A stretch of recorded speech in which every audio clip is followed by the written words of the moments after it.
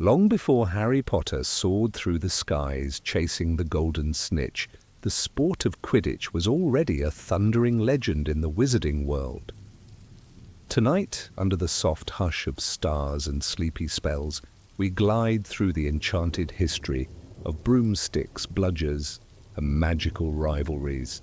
From its muddy medieval origins to the roaring crowds of Hogwarts, discover how Quidditch became the heart-pounding game that brought witches and wizards together and sometimes tore them apart. If magical tales and hidden lore help quiet your restless thoughts, then you're right where you belong. Subscribe now and hit the bell icon to keep floating through the quiet corners of wizarding history, one sleepy secret at a time. In the gentle gloaming of a world long past, when magic flowed more freely through the veins of the earth, and when the boundary between the magical and non-magical realms was thin as gossamer, our story begins. Imagine yourself there, beneath a sky painted in watercolor hues of amber and indigo, watching as the first whispers of what would become Quidditch danced upon the evening breeze. Long before golden balls with silver wings darted through stadium, ere before the thunderous applause of thousands rattled wooden stands, before even the word Quidditch had been uttered by a human tongue, witches and wizards were drawn to the sky. This primal calling, this yearning to break the bonds of gravity, speaks to something fundamental in magical nature. The desire to soar, to feel the cool embrace of clouds against one's face, to watch the world shrink to a patchwork quilt of greens and browns below. The earliest brooms were not the sleek, aerodynamic marvels we know today.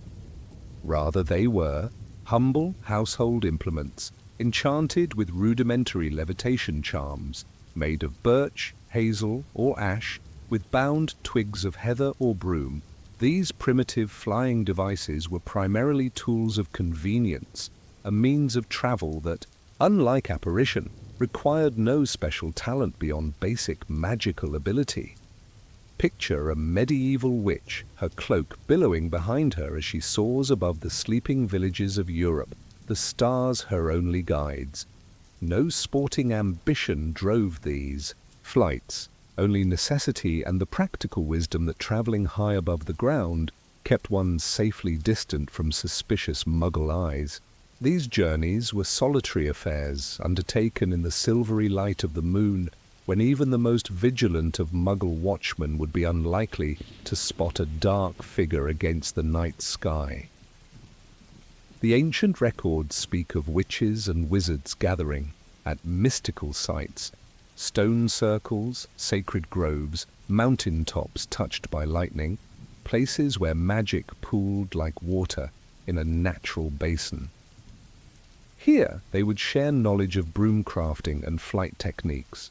A witch from the Nordic lands might explain how she used reindeer sinew to bind her birch twigs for greater stability in Arctic winds, while a Mediterranean wizard might demonstrate how cypress wood resisted the humidity of sea air. The soft murmurs of these conversations, carried away by the wind, were the first theoretical discussions of flight that would eventually inform the development of sporting brooms. Though no competitive element yet existed, these gatherings planted the seeds of communal flying, of shared aerial experiences that would one day blossom into the world's most beloved wizarding sport. In the marshlands and moors of Britain, a particularly vibrant tradition of nighttime flying emerged. Celtic witches wove intricate patterns in the sky during seasonal festivals, their brooms trailing sparks of magical light as they celebrated the turning of the wheel of the year. These aerial dances, performed in formation, perhaps marked the first instance of coordinated flight for purposes beyond mere transportation. One can almost hear the whispered incantations carried on the night breeze, feel the subtle vibrations of magic as it shaped both wood and air to its purpose. These were the quiet beginnings, the gentle stirrings of a tradition that would eventually thunder across the centuries. But as with all great things, Quidditch began not with fanfare but with simplicity, with the basic human desire to transcend limitations, to master the sky as surely as one walked upon the earth. As night deepens around you, imagine these ancient witches and wizards returning to earth, dismounting from their crude brooms, faces flushed with the joy of flight. In their expressions lives the same exhilaration that would one day animate the features of professional Quidditch players as they soared through modern stadiums. The essence remains unchanged across the centuries, the pure, uncomplicated delight of defying gravity. The whispers on the wind grew gradually louder through the early medieval period. Records from monastic libraries, carefully preserved by wizard scribes disguised as monks, mention strange occurrences of night-flying figures and peculiar contests of aerial agility. Though vague, these references hint at the emergence of competitive elements in flight, perhaps friendly challenges between neighboring magical communities. A fragment of parchment dated to the 8th century describes what may be one of the earliest broom games.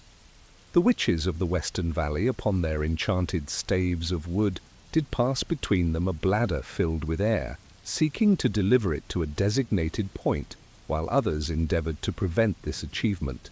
This crude description bears little resemblance to modern Quidditch, yet contains within it the essential kernel of competitive ball sport played in the air. In the Nordic countries, evidence suggests early broom games involving precision flying. Through natural obstacles, fjords, waterfalls, and narrow mountain passes. These challenges tested skill rather than speed, requiring tight control and mastery over one's broom. Meanwhile, in the Mediterranean, wizards apparently engaged in aerial pursuits that involved diving into the sea and emerging with specific objects, an early precursor, perhaps, to the role of the seeker. As the tendrils of evening wrap around, you feel the gentle weight of history settling upon your shoulders.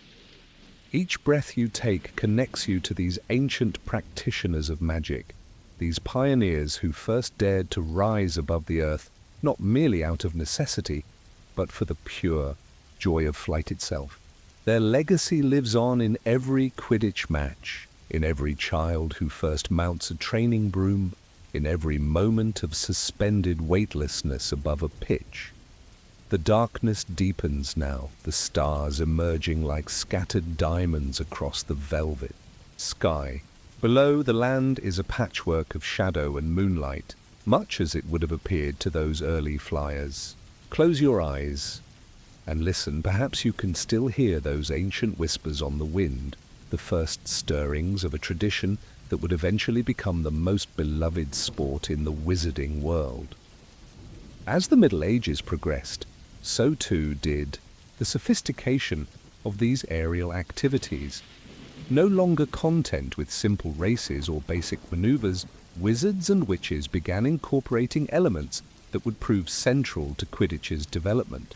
Objects to be caught, goals to be defended, strategies to be executed. The foundations were being laid, stone by stone, flight by flight, for what was to come. The whispers gathered strength, carried on winds that spanned continents and centuries, until they could no longer be called whispers at all, until they became the roar of history in motion, the inexorable movement toward a game that would captivate the hearts and minds of the wizarding world for generations to come. In the gentle rhythm of your breath, feel the ebb and flow of time carrying you from these ancient origins toward the next chapter of our tale. The night embraces you as we drift, like those early flyers toward new horizons, new dawns, new discoveries in the rich tapestry of Quidditch history. The ancient flights whisper still, carried on winds of memory and magic, echoing across the centuries to remind us where it all began. The year is approximately 1050 CE. While William the Conqueror prepares to forever alter the course of Muggle British history, an altogether different sort of revolution is brewing in this quiet corner of the countryside. A witch named Gertie Kettle lives in a small stone cottage on the marsh's edge. Of humble origins and limited formal education, even by wizarding standards of the time, Gertie could never have imagined that her simple observations would one day be treasured as the earliest first-hand account of what would become Quidditch. Gertie's diary, written in crude Saxon on sheaves of parchment, survives to this day in the Museum of Quidditch in London. The handwriting is uneven, the spelling inconsistent, but the content is invaluable. Close your eyes and listen as her words come alive, carried to us across nearly 1,000 years. Tuesday, cloudy. Watched the boys on the marsh today. A stupid lot they are, flying around on their broomsticks chasing a leather ball. A big tall one caught it, and they all started shouting at him. Looked dangerous, but nothing to concern myself with. The leather ball Gertie observed was almost certainly what we would now call a quaffle, though it was considerably less refined than today's version. Likely sewn from leather and stuffed with feathers or straw, it would have been heavier and less predictable in flight than modern equipment. The mist swirls around the edges of the marsh as you watch these shadowy figures from the past. There, crude woolen robes flapping as they navigate their equally crude brooms through the morning air. Their calls and shouts echo across the wetland, startling waterfowl into sudden splashing flight. There is joy in their game, a boyish exuberance that transcends the centuries, making their play immediately recognizable despite its primitive nature. Several days later, Gertie wrote again. Friday, wet. Was out collecting nettles when those witless boys came again. Only today they brought a grey ball with them as well as the red one. Nasty thing. It flew around all by itself and tried to knock them all off their brooms. I liked that bit. One of them got it in the end and was trying to keep it from attacking the others. The rest were still throwing the red ball around. This time they had made holes in the branches at either end of the marsh. They were trying to throw the red ball through the holes. Pointless. And they all kept forgetting about the grey ball which would attack them again. Stupid game. This second entry reveals the introduction of what must have been an early prototype of the bludger. Unlike today's iron spheres, these early bludgers were likely constructed of lead or rock, enchanted with crude but effective repelling charms that caused them to attack players. The holes in the branches represent the first goalposts, a far cry from the elegant golden hoops used in modern matches. The morning deepens as you watch these ancient players developing their craft. Some show remarkable skill, despite the unwieldy nature of their equipment. Others display the same frustrations familiar to novice players of any era: loss of control, missed goals, unsure handling of the ball. Yet all share the same look of rapture when in flight, that transcendent joy that comes from defying gravity's constant pull. A third entry in Gertie's diary, dated several weeks later, mentions, "Those fool boys have been at it again. This time they brought a small ball with them, no bigger than my fist. It flew faster than the other balls and they had a hard time catching it.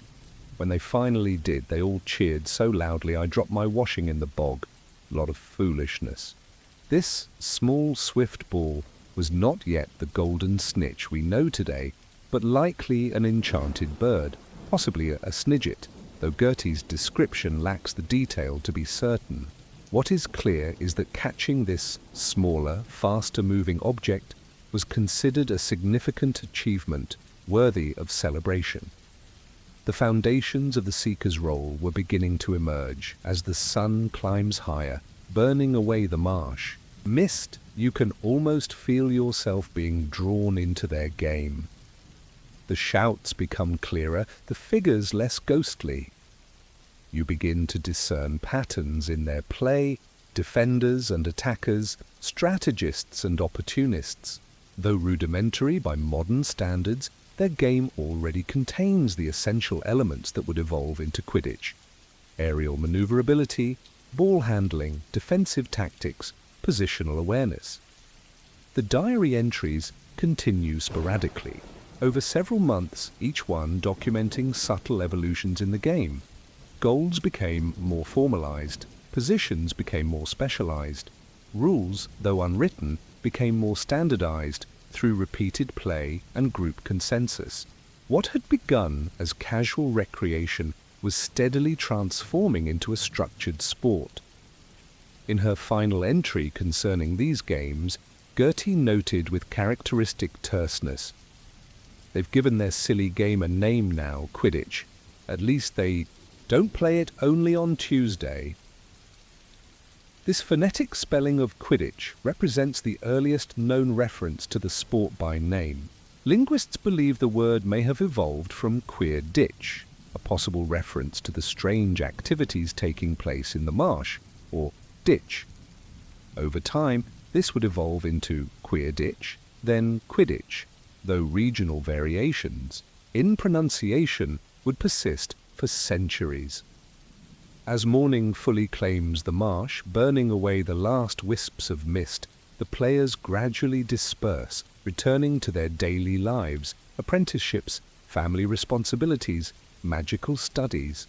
Little do they know that their recreational pastime will one day fill stadiums with tens of thousands of spectators, spawn international competitions, and become the most beloved sport in the wizarding world.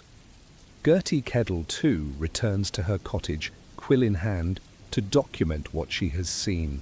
Her irritable commentary, so dismissive of the activities she witnessed, would ironically become one of the most treasured historical documents in wizarding sport. One wonders what she would think of her unexpected immortality, of her name being known to every student of Quidditch history. The marsh falls quiet again, but something has changed. A tradition has been born, a seed planted that will grow beyond all imagining. The damp earth, the swaying reeds, the open sky, all have borne witness to the birth of something extraordinary. And though centuries would pass before the game reached maturity, though countless innovations and refinements lay ahead, the essence of Quidditch had already taken flight. As you stand at the marsh's edge, the boundary between past and present seems to blur. The echoes of those early players' shouts seem to mingle with the calls of waterfowl, creating a continuous thread of sound that stretches from their time to yours. Their joy in flight, their competitive spirit, their camaraderie.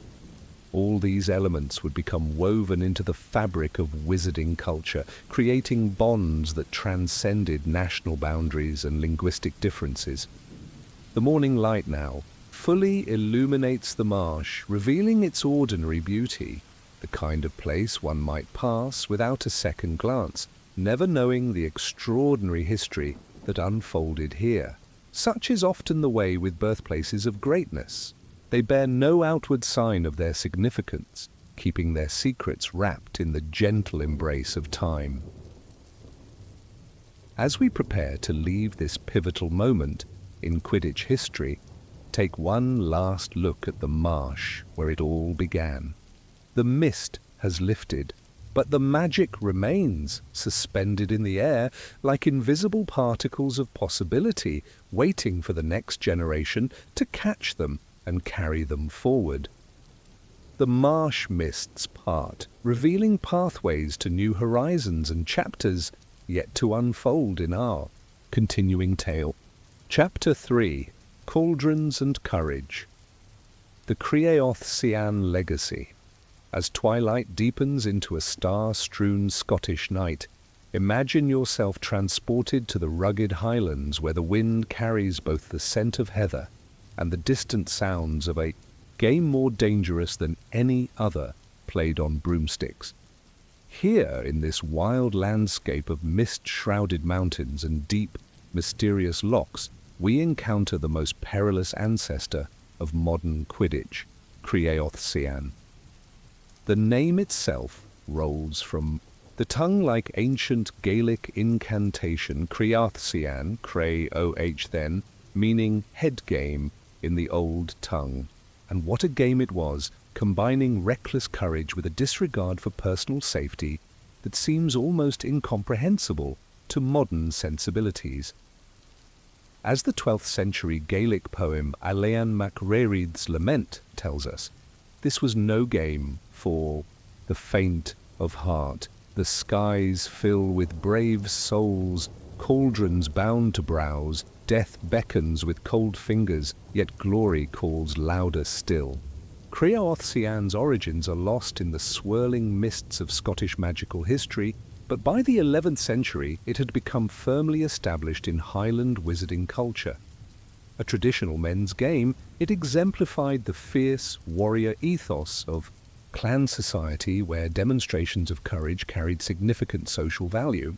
The basic premise was as simple as it was dangerous. Players would strap iron or copper cauldrons to their heads, and then, at the sound of a horn, hundreds of enchanted rocks and boulders would be released into the air. The objective? Catch, as many stones as possible in one's head cauldron while maintaining control of one's broom. The winner, if he remained conscious, was the wizard who collected the most rocks. Injuries were not merely common, but expected. Deaths were not infrequent. Yet the game persisted for centuries, drawing spectators from across the magical communities of Scotland and beyond. Close your eyes and picture the scene. A circular pitch, marked out on a highland plateau perhaps 100 feet in diameter. Surrounding the pitch are rough-hewn wooden stands where spectators gather, wrapped in clan tartans against the biting highland air. Torches flicker, casting long shadows across the grass as twilight deepens into true night. The atmosphere is charged with anticipation, with the knowledge that those about to take to the air are risking life and limb for glory, for honor, for the sheer intoxication of danger. The players emerge, walking in solemn procession. Their faces are painted with woad, blues, spirals, and ancient symbols of protection. Each wears leather armor reinforced with magical wards, though such precautions often proved woefully inadequate. Most striking are the cauldrons, some plain, others adorned, with clan symbols or protective runes, strapped securely to their heads with leather thongs. In their right hands they grip brooms of ash or rowan, woods believed to possess protective properties in Celtic magical tradition. A hush falls over the crowd as an elder witch steps forward, her silver hair gleaming in the torchlight. In her hands she carries a curved horn carved from the antler of a great stag. This is the ceremonial horn of commencement, its call signalling both the beginning of the game and the release of the enchanted stones. The players mount their brooms and kick off from the ground, rising into the night air like shadows given form. They circle the pitch once, twice, 3 times, a ritual pattern believed to invoke the protection of ancient powers. Then they assume their positions, hovering in a wide circle, cauldrons gleaming dully in the moonlight.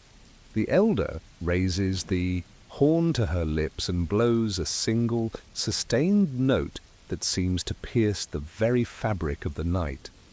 From large baskets positioned around the perimeter of the pitch, hundreds of stones, varying in size from golf balls to bowling balls, rise into the air, propelled by enchantments cast hours earlier by the game officials.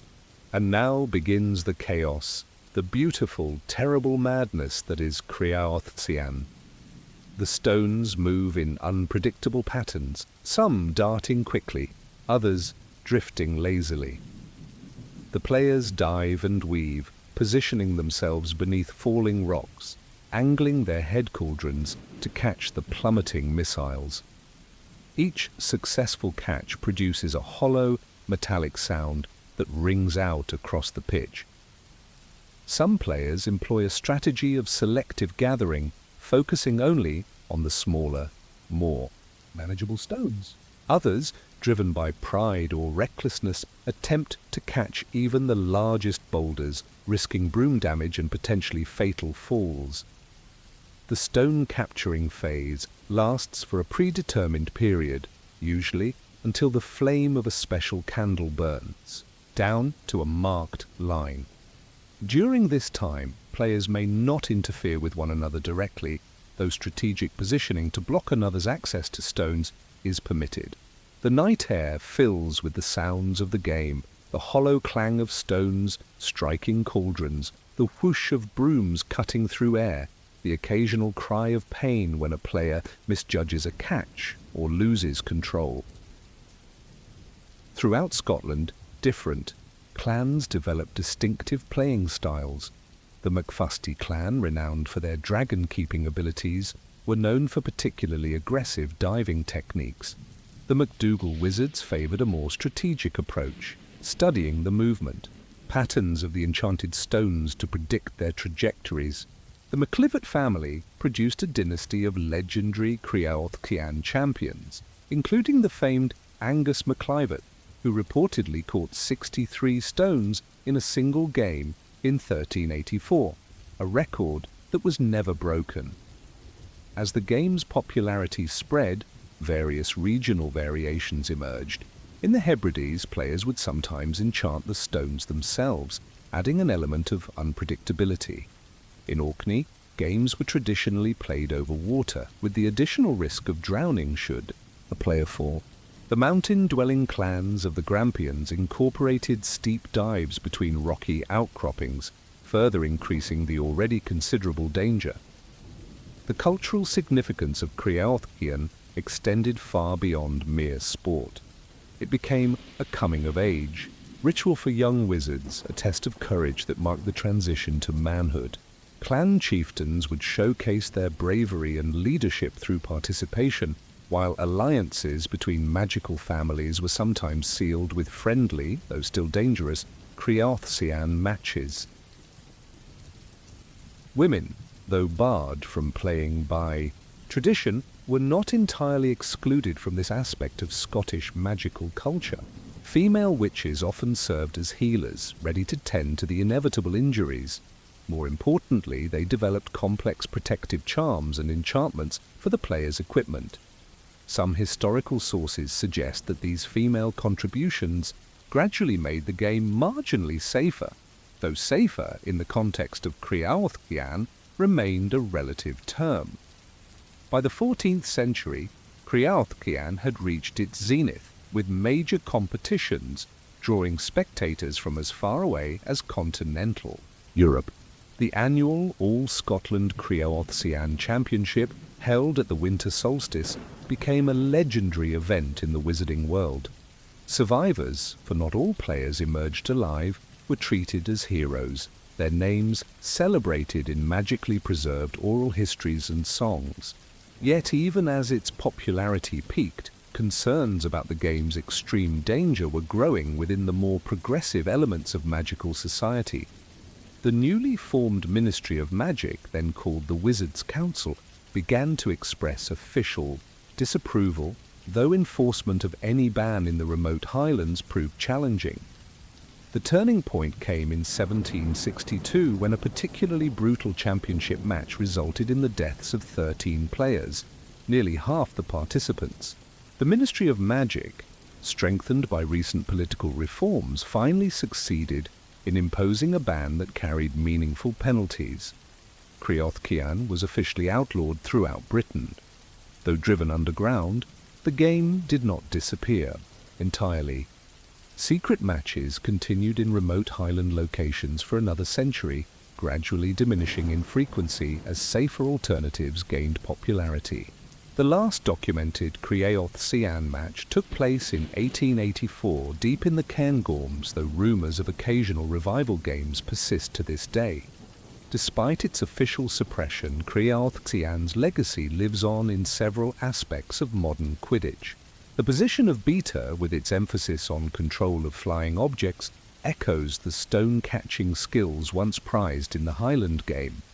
The protective equipment worn by modern players, though far more sophisticated and effective, evolved from the rudimentary armor of Creaoth-Cian players. Even certain defensive tactics used by contemporary keepers can trace their origins to techniques developed in those ancient, dangerous Highland games.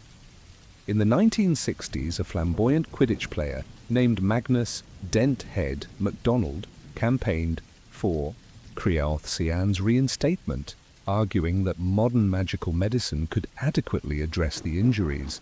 His petition to the Department of Magical Games and Sports was firmly rejected, though his nickname, earned through his secret participation in illegal revival games, attests to his personal dedication to the ancient tradition. As night fully claims the Highland landscape, the ghostly echoes of Creaoth-Cian seem to linger in the air, the phantom sounds of cauldrons ringing, of stones whistling through darkness, of ancient voices calling across the centuries. Though the game itself has passed into history, the qualities it celebrated, courage, skill, and a certain wild abandon, remain valued in wizarding culture. The cauldrons that once caught falling stones now hang in museums or family collections, silent testimonies to a time when wizards risked everything for the pure exhilaration of a dangerous game. They remind us that Quidditch's evolution was not a steady, straightforward process, but rather a complex interweaving of diverse traditions, some of which were left behind as safer, more sophisticated forms of play emerged. As you stand on this wind-swept Highland plateau, the moon casting silver light across the ancient playing ground, you might feel a connection to those long-ago players, their courage, their recklessness, their passionate embrace of life's dangers. For in the end, Creaoth-Cian was more than a game. It was an expression of the human and wizarding spirit's eternal dance with mortality, with the ever-present knowledge that to fly is to risk falling, and yet to fly is also to know freedom in its purest form. The cauldrons of courage may be empty now, but their legacy fills the night with whispers of a time when the boundary between sport and survival was as thin as Highland mist. Chapter 4. Rivers of Silver. The first Golden Snitch, the mellow light of a summer afternoon, bathes the medieval village of Godric's Hollow in a golden glow. Here, amidst thatched cottages and winding lanes, we find ourselves in the workshop of a wizard whose contribution to Quidditch would prove as enduring as it was ingenious. Imagine the rich smell of polished wood and heated metal, the gentle hiss of cooling charms, and the meticulous concentration etched upon the face of Bowman Wright, metallurgist and magical craftsman extraordinaire. The year is 1269, and Quidditch, still in its adolescence as a sport, faces a crisis that threatens its very existence. To understand this crisis and Wright's revolutionary solution, we must first acquaint ourselves with a tiny, magical bird known as the Golden Snidget.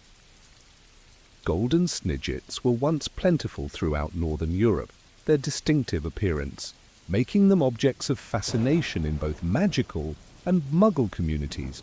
No larger than a walnut, these birds possessed several remarkable characteristics: perfectly spherical bodies covered in golden feathers that gleamed in sunlight, incredibly fast, agile wings that rotated 360 degrees, allowing for instant changes in direction, and jewel-like red eyes that seemed to glow from within. Their speed was legendary, their maneuverability unmatched by any other avian species. For centuries, wizards admired Snidgets from afar, considering them symbols of good fortune when spotted in the wild.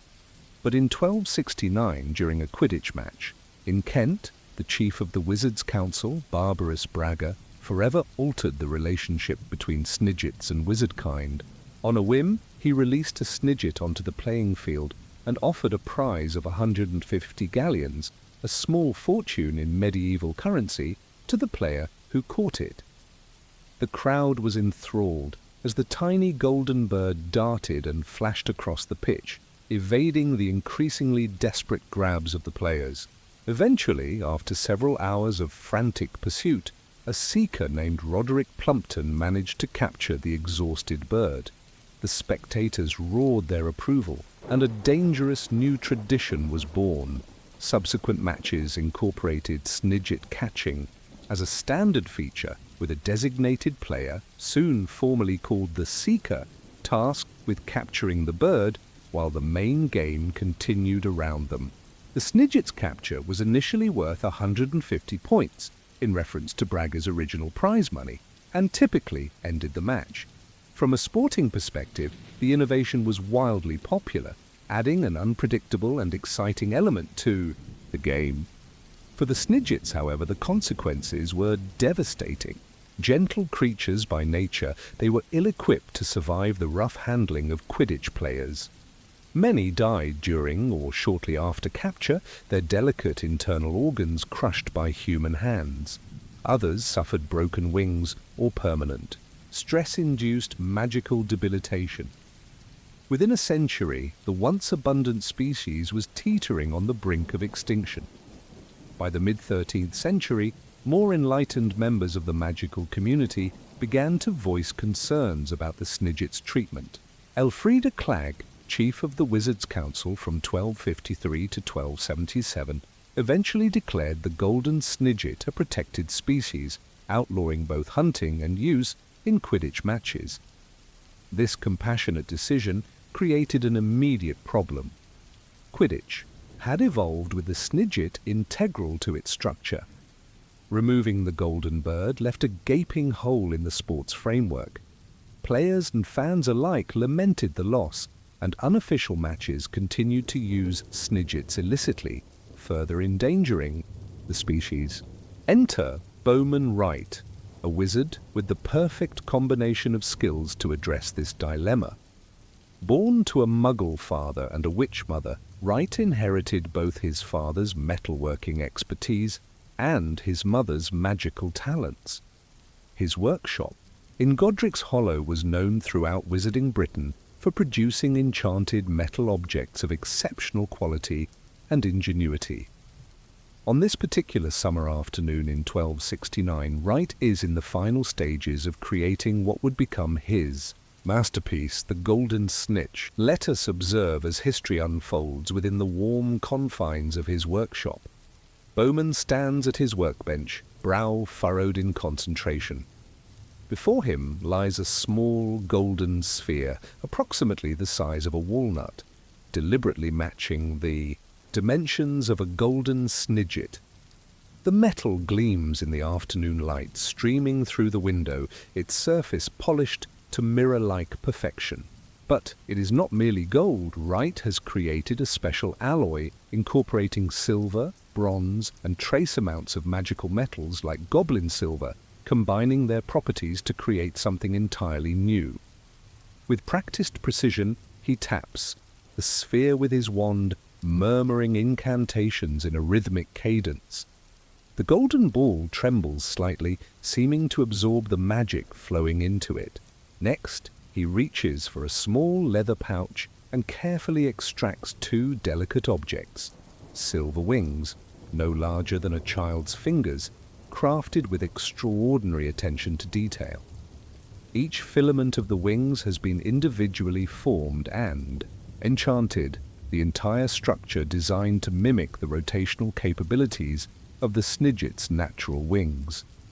Wright affixes these wings to the golden sphere using both magical bonding and physical attachment techniques, ensuring they will remain secure even under the most strenuous conditions. A series of complex charms follows, spells for autonomous movement, for responsive evasion, for durability, for memory of human touch. The magic settles into the metal like water into parched earth, becoming one with the physical structure. As the final enchantment is cast, the sphere suddenly quivers with newfound life. The silver wings unfurl and begin to beat so rapidly they blur into silvery halos. Wright quickly reaches for a specially prepared box lined with velvet, but he's not quite fast enough. The newly awakened Snitch darts away, zooming around the workshop with startling speed, knocking over an inkwell and sending parchments fluttering to the floor.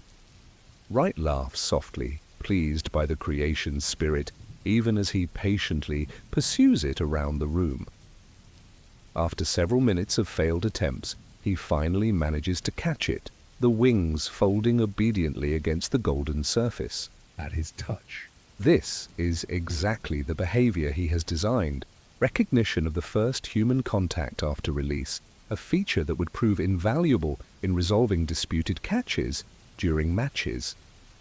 Outside Wright's workshop, the village of Godric's Hollow continues its daily rhythms, unaware that a revolution in wizarding sport has just occurred within its boundaries. Children play in the lanes, merchants call their wares, and the afternoon inches toward evening in the measured pace of medieval life. Yet, history has turned a page, marking the moment when ingenuity and compassion combined to create a solution that would not merely replace the Snidget, but improve upon the entire concept of the Seeker's role in Quidditch. In the days that follow, Wright refines his invention, adjusting the enchantments for optimal performance. He creates multiple prototypes, testing each for speed, maneuverability, and durability. Some prove too aggressive, nearly impossible to catch, others too docile, lacking the challenging evasiveness required. Eventually, he achieves the perfect balance, a golden ball that captures the essence of the Snidget's flight while withstanding the rough conditions of competitive play. Word of Wright's invention spreads quickly through the wizarding community. Representatives from the Wizards' Council visit his workshop to observe demonstrations. Quidditch team captains request private viewings. Even those who had resisted the Snidget ban find themselves impressed by the Golden Ball's performance. The official introduction of the Golden Snitch to competitive Quidditch occurs later that year, during the first match of the autumn season. Spectators watch with a mixture of curiosity and skepticism as the tiny golden ball is released onto the pitch.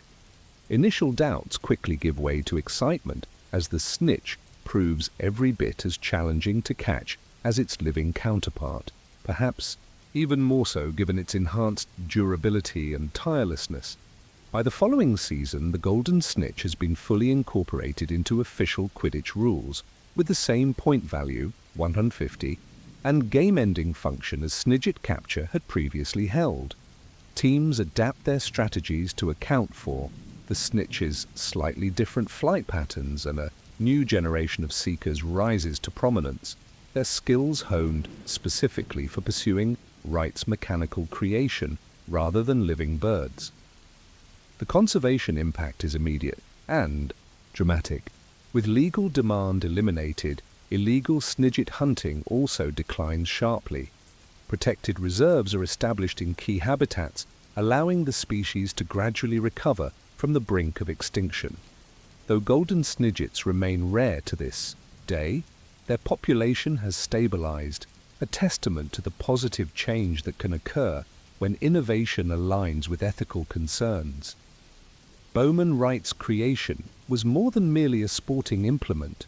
It represented a watershed moment in wizarding history, demonstrating that progress need not come at the expense of the natural world. The Golden Snitch embodied the ideal that human ingenuity, when guided by compassion, could create alternatives that preserved tradition while eliminating harm. In the centuries that followed, the Snitch underwent various refinements. Enchantments were adjusted for international standardization. The alloy composition was tweaked for optimal performance. In different climates, the memory charm was enhanced to record the entire history of a snitch's flight. Yet the essential design remained remarkably faithful to Wright's original vision, a testament to the metallurgist's genius. Today, as twilight settles over Godric's Hollow, the workshop where the first Golden Snitch took flight is marked by a small, understated plaque. Most Muggles pass it without a second glance, seeing only a commemoration of a local craftsman. Witches and wizards, however, often pause to pay homage to the man whose creation completed the evolution of Quidditch into its modern form. If you were to visit at just the right moment, perhaps as the last golden light of day catches the weathered bronze of the plaque, you might feel a curious sensation, as though something small and swift had just darted past your peripheral vision. A trick of the light, perhaps, or maybe something more. A ghostly echo of that first snitch, still flying its eternal flight through the corridors of history. The rivers of silver, those delicate, powerful wings that transformed a sport and saved a species, continue to beat within the heart of every Quidditch match played around the world, carrying forward Bowman Wright's legacy of brilliance, ethical consideration, and pure magical joy. As evening deepens into night, the workshop stands silent, its greatest secret long since released into the world, darting and weaving through time like the golden treasure it created so many centuries ago. Chapter 5: Moonlight and Magic, the Rise of Professional Quidditch. As the evening star appears in the indigo sky, casting its gentle light over the rolling hills of Yorkshire, we turn our attention to a pivotal era in Quidditch history. The 17th century transition from casual village competitions to organized professional leagues. This metamorphosis, like many significant cultural shifts, occurred not as a sudden revolution, but as a gradual evolution, propelled by social changes, technological innovations, and the insatiable human desire for excellence and recognition. Imagine yourself standing at the edge of a meadow on a summer evening in 1674. Torches flicker around a roughly marked pitch, illuminating the gathering dusk with islands of golden light. The air buzzes with anticipation as spectators, perhaps 100, in all arrange themselves on benches, blankets, and conjured seats. This is not merely a village-friendly match, it is one of the first fixtures in what would eventually become the British and Irish Quidditch League, the oldest professional Quidditch organisation in the world. The formation of this league marked a watershed moment in sporting history. Prior to this, Quidditch had been played primarily at the local level, with occasional inter-village competitions that were largely informal affairs. Teams consisted of whoever was available and skilled enough to participate. Equipment varied widely in quality, and rules were applied with considerable regional flexibility. What catalyzed this transformation from pastime to profession? Several factors converged in the mid-17th century to create fertile ground for Quidditch's evolution. First came the matter of secrecy. As Muggle populations grew and expanded into previously rural areas, the casual playing of Quidditch in open fields became increasingly problematic. The International Statute of Wizarding Secrecy, though not officially implemented until 1692, was already being discussed by forward-thinking members of the magical community. Organized leagues allowed for the establishment of proper magical concealment measures around designated pitches, protective enchantments that could be maintained more effectively than the haphazard precautions taken for impromptu village games. Listen to the soft murmur of concealment charms being renewed around the Yorkshire pitch. Feel the subtle ripple of magic as it forms an invisible dome over the proceedings. To any Muggle passing nearby, this meadow would appear empty and unremarkable, perhaps shrouded in an unexplainable mist or subtly redirecting attention elsewhere. Within this protective cocoon, wizarding culture could flourish unobserved. Economic factors also played a significant role. The mid-17th century saw a general increase in prosperity within the wizarding community, creating a class of individuals with both leisure time and disposable income. These conditions fostered the development of entertainment as an industry, rather than merely a community activity. Quidditch, with its inherent drama and visual spectacle, was perfectly positioned to capitalize on this shift. On our Yorkshire pitch, notice the small table where a witch collects admission fees.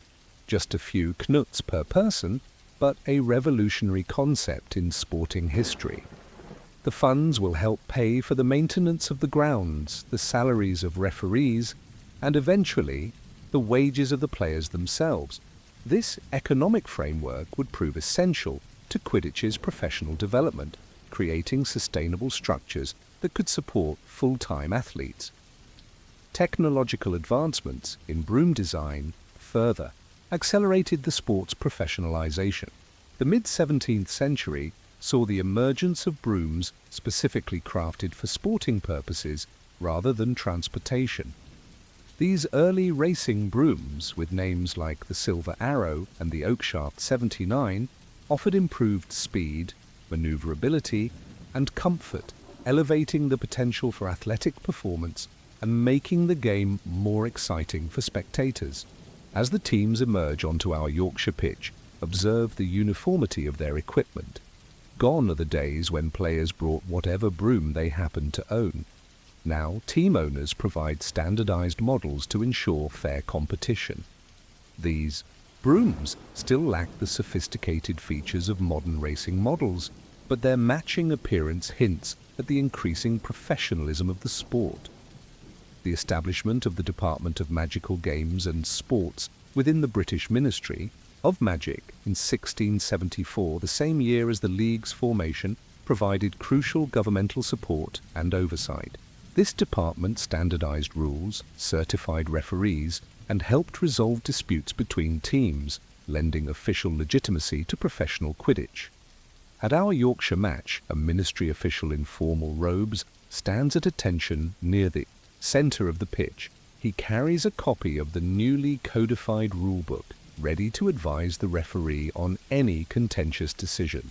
His presence symbolizes the transition from informal community recreation to structured sporting competition, with all the bureaucratic apparatus that entails.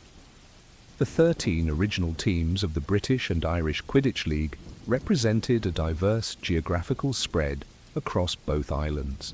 From the Appleby Arrows in the north of England to the Kenmare Kestrels in southwest Ireland, from the Montrose Magpies in Scotland to the Caerphilly Catapults in Wales, the founding clubs reflected the widespread popularity of Quidditch throughout Wizarding Britain and Ireland. Each team brought its own distinctive style and traditions to the league. The Falmouth Falcons quickly developed a reputation for aggressive play, adopting the motto, "Let us win, but if we cannot win, let us break a few heads." The Holyhead Harpies made history as the only team to consist exclusively of witches. The Wimborne Wasps became known for their passionate supporters, who brought enchanted noisemakers to matches and created an atmosphere that many found intimidating. As twilight deepens over our Yorkshire pitch, the captains of the Arrows and the Wasps shake hands in the centre circle. Their grip is firm, their expressions serious. This is no longer merely play, but livelihood and identity. Behind them, their teammates mount their brooms, each wearing a uniform adorned with team colours and insignia. Professional Quidditch has arrived, bringing with it new levels of competitive intensity and athletic excellence. The early years of the league were not without growing pains. Financial instability caused several teams to fold or merge. Disputes over player transfers led to acrimonious legal battles. Regional rivalries occasionally spilled over into violence among supporters. Yet these challenges were the natural birth pangs of a new sporting paradigm, ultimately strengthening the structures that would support Quidditch's growth. By the early 18th century, being a professional Quidditch player had become a legitimate career aspiration for young witches and wizards. The best players commanded significant salaries and enjoyed celebrity status within the magical community. Training became more formalized, with teams employing specialized coaches for different positions. The strategic complexity of the game increased as teams developed sophisticated playbooks and tactical innovations. The establishment of the Daily Prophet in 1743 further elevated Quidditch's cultural prominence.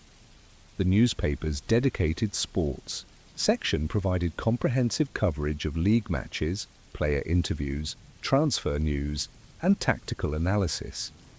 This media attention amplified the sport's popularity, creating national conversations around teams and players that transcended local loyalties. Our Yorkshire match now approaches its climax. The score stands at 130 to 120 in favour of the Wasps, but both seekers have spotted the Snitch hovering near the far goalposts. As they accelerate toward it, the crowd rises to its feet, collective breath held in anticipation. This moment, this shared experience of tension and excitement, epitomizes why Quidditch transcended its origins to become a professional spectacle. The human drama of competition, the aesthetics of flight, the unpredictability of outcome, all combine to create something greater than the sum of its parts. By the dawn of the 19th century, professional Quidditch had become firmly embedded in wizarding culture. League matches drew crowds numbering in the thousands, requiring ever larger facilities with enhanced magical protections. Team affiliations, passed down through families, creating generational bonds. Players became cultural icons, their exploits celebrated in songs, stories, and eventually collector cards. The moonlight now bathes our Yorkshire pitch in silver as the match concludes. Spectators begin to disperse, discussing the game's finer points as they make their way home through the summer night. Some apparate with sharp cracks, others mount brooms and rise into the starry sky, while still others walk to nearby magical villages. They carry with them the memories of what they've witnessed, not just a sporting contest, but a cultural ritual that connects them to the wider wizarding community. As the torches are extinguished one by one, consider the remarkable transformation that occurred in these formative decades. What began as a simple recreational activity evolved into a sophisticated professional sport, complete with economic structures, media coverage, and cultural significance. This transformation reflected broader changes in wizarding society, but also helped shape that society's values and priorities. Professional Quidditch created new forms of community, transcending the limitations of geography to forge connections based on shared passion.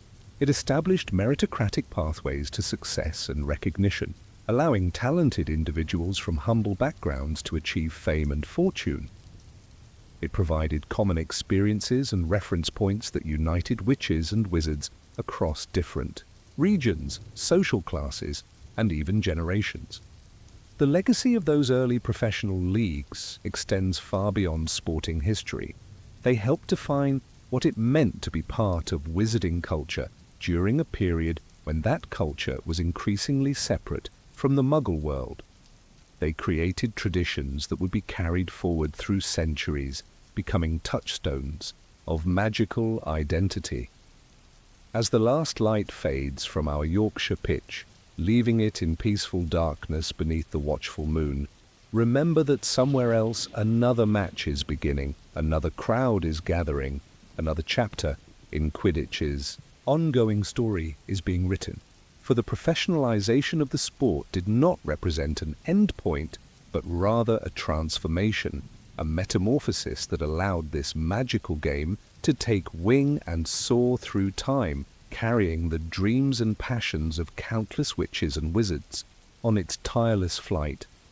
The moonlight and magic of those first professional matches continue to illuminate the path forward, casting their gentle glow across generations of players and fans who find in Quidditch not merely entertainment, but belonging, meaning and joy. Chapter 6. Brooms of Destiny. The Artisans of Flight. As the gentle hush of evening settles over the countryside, imagine yourself approaching a weathered stone cottage nestled at the forest's edge. Smoke rises in a lazy spiral from the chimney, and through the windows a warm golden light flickers, casting long shadows across the garden path.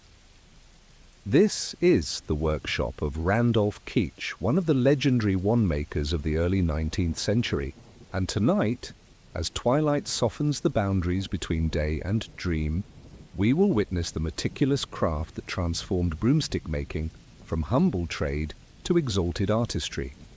The history of broomstick crafting is, in many ways, the untold backbone of Quidditch's evolution. While players and teams captured public imagination, it was the quiet revolution in broom design and manufacturing that made possible the increasingly spectacular feats performed in stadiums across the wizarding world. The artisans, those who dedicated their lives to understanding the subtle marriage of wood and magic, aerodynamics and enchantment, deserve their place in our chronicle of Quidditch history. Push open the workshop door, feeling its solid weight against your palm. The rich aroma of wood oils, beeswax, and magical resins immediately envelops you. Shelves line the walls, holding jars of mysterious substances, essence of dittany, powdered dragon claw, unicorn hair, and dozens of other ingredients whose properties are known only to master broom makers. Bundles of branches hang from the ceiling, each carefully selected and aged to perfection. Hazel, ash, oak, rowan, and the especially prized birch, which offers both strength and flexibility. Keach himself stands at a long workbench, his figure illuminated by enchanted lanterns that float at precisely the height needed to cast light without shadow on his work. Though in his 70s, his hands remain steady, his eyes sharp behind spectacles perched on a prominent nose. He is in the final stages of crafting what will become known as the Clean Sweep 1, the first truly mass-produced racing broom designed specifically for Quidditch. The creation of a quality broomstick involves far more than simply attaching twigs to a wooden shaft. Watch as Keach selects a length of ash that has been seasoned for 7 years, examining it with near reverent attention. He runs his fingers along its length, feeling for inconsistencies in the grain, for any minute flaw that might compromise performance. Satisfied, he places it on a special stand and begins a series of complex wand movements, murmuring incantations that imbue the wood with the fundamental properties required for flight. The relationship between broomstick and flyer is not unlike that between wand and wizard, Keach explains to his apprentice, a serious young witch who observes from a respectful distance. The broom must respond to intention, must become an extension of the body and will. Yet unlike a wand which channels magic, a broom must contain its own complete magical ecosystem, a self-sustaining network of enchantments that work in harmony. To the 18th century, most brooms were crafted by their owners or by village wand makers who applied basic flying charms to household cleaning implements. These rudimentary flying devices were adequate for transportation, but woefully lacking for competitive sport. They tended to vibrate at high speeds, veer unpredictably when making sharp turns, and lose buoyancy during extended flights. The first attempt at commercial broom production came in 1717, when German wand maker Ellaby established a small workshop, dedicated exclusively to flying brooms. His designs, though more reliable than home enchanted versions, were still primarily intended for transportation rather than sport. Ellaby's business partner, a wizard named Spudmore, suggested modifications specifically for Quidditch players, but these early efforts achieved only modest improvements in performance. The real breakthrough came with the founding of the Clean Sweep Broom Company in 1926 by the three Ollerton brothers Bob, Bill, and Barnaby. Having played Quidditch at both amateur and professional levels, they understood intimately the limitations of existing brooms and envisioned designs specifically engineered for sporting excellence. Back in Keach's workshop, the fundamental enchantments have been applied to the ash shaft, and he now turns his attention to the brush end. Rather than using standard household twigs, he has prepared birch branches of precisely equal length and thickness. Each has been soaked in a proprietary potion containing stabilizing agents and aerodynamic enhancers. With meticulous care, he arranges these in a perfectly symmetrical pattern, securing them to the shaft using both physical binding techniques and permanent sticking charms. The brush is not merely for aesthetics, he tells his apprentice. Each twig contributes to the broom's overall stability and responsiveness. Their arrangement affects airflow, turning radius, and acceleration capacity. A poorly constructed brush will cause vibration at high speeds, most uncomfortable for the rider, and potentially catastrophic in competitive situations. As Keach works, let us consider the major innovations that transformed broomstick design through the centuries. The Oakshaft 79, developed by Elias Grimstone in 1879, was the first broom designed specifically for long-distance journeys. Its sturdy oak shaft and reinforced sitting charm made it ideal for transcontinental travel, though its considerable weight limited its appeal for Quidditch players. The moon trimmer, created by Gladys Boothby in 1901, represented a significant advance. Its ash handle and carefully calibrated twigs allowed it to achieve greater heights than any previous broom, while maintaining exceptional stability. For the first time, Quidditch teams could reliably practice and play at the regulation height of 50 feet without concern for broom performance deterioration. The clean sweep one, which Keach is now completing, will debut in 1926 and dominate the racing broom market for several years with its unprecedented combination of speed and maneuverability. The clean sweep series will continue through multiple iterations, each incorporating new innovations while maintaining the reliability that made the brand beloved by both professional and amateur players. The Comet Trading Company, founded in 1929 by Randolph Keach and Basil Horton, both former Ravenclaw Quidditch players, will introduce the Comet 140 with its revolutionary Horton-Keach braking charm, allowing for much greater control during rapid directional changes. The rivalry between Comet and Clean Sweep will drive innovations throughout the 20th century, with each company pushing the boundaries of broomcraft in an effort to outdo the other. The Shooting Star, released in 1955 by Universal Brooms Ltd, will offer an affordable alternative to the premium brands, making quality sporting brooms accessible to younger players and those with limited financial resources. Though prone to losing power and speed with age, the Shooting Star's initial popularity will democratize Quidditch participation significantly. The Nimbus Racing Broom Company, founded in 1967, will revolutionize the market with its sleek designs and unprecedented performance capabilities. The Nimbus 1000, 1500, and eventually the iconic 2000 series will set new standards for excellence, becoming the broom of choice for national teams and professional leagues worldwide. And finally, the Firebolt, introduced in 1993, will represent the pinnacle of broomcraft, combining traditional artisanal techniques with cutting-edge magical technology. Hand-numbered and featuring an unbreakable braking charm, superfine aerodynamically designed birch twigs, and a top speed of 150 miles per hour in 10 seconds, the Firebolt will be considered the Rolls-Royce of racing brooms. In Keach's workshop, the Clean Sweep one nears completion. The master craftsman now performs the most delicate part of the process, the integration of multiple enchantments into a coherent, magical matrix. This requires not only technical skill, but an almost musical sense of how different magical frequencies interact. Each spell must harmonize with the others, creating a symphony of magic that flows through the broom's physical structure. Too many amateur broom makers apply enchantments sequentially without consideration for magical resonance. Keach observes, his wand moving in precise, flowing patterns.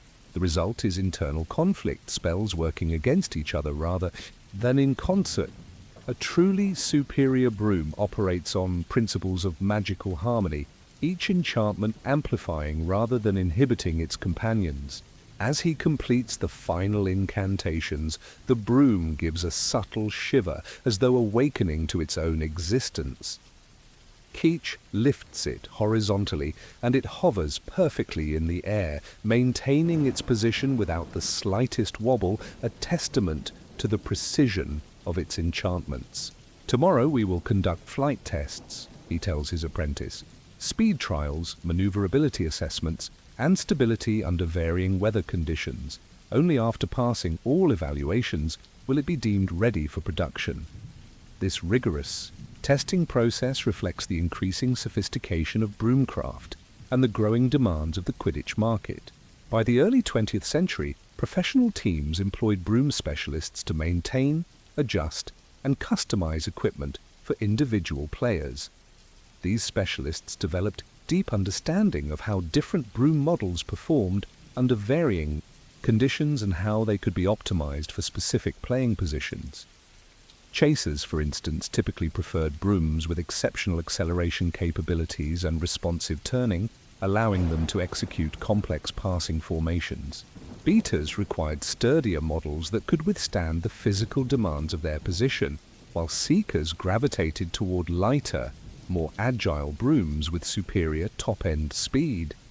Keepers, responsible for defending the goal hoops, often chose brooms with enhanced stability and hovering capabilities. The relationship between player and broom became increasingly personal, with many professional Quidditch players developing almost superstitious attachments to their equipment. Some refused to allow anyone else to touch their broom. Others performed elaborate pre-match rituals to communicate with their broom. These behaviors might seem irrational, but they speak to the intimate connection between flyer and flying. Instrument, a connection that transcends the merely mechanical to approach something almost sentient.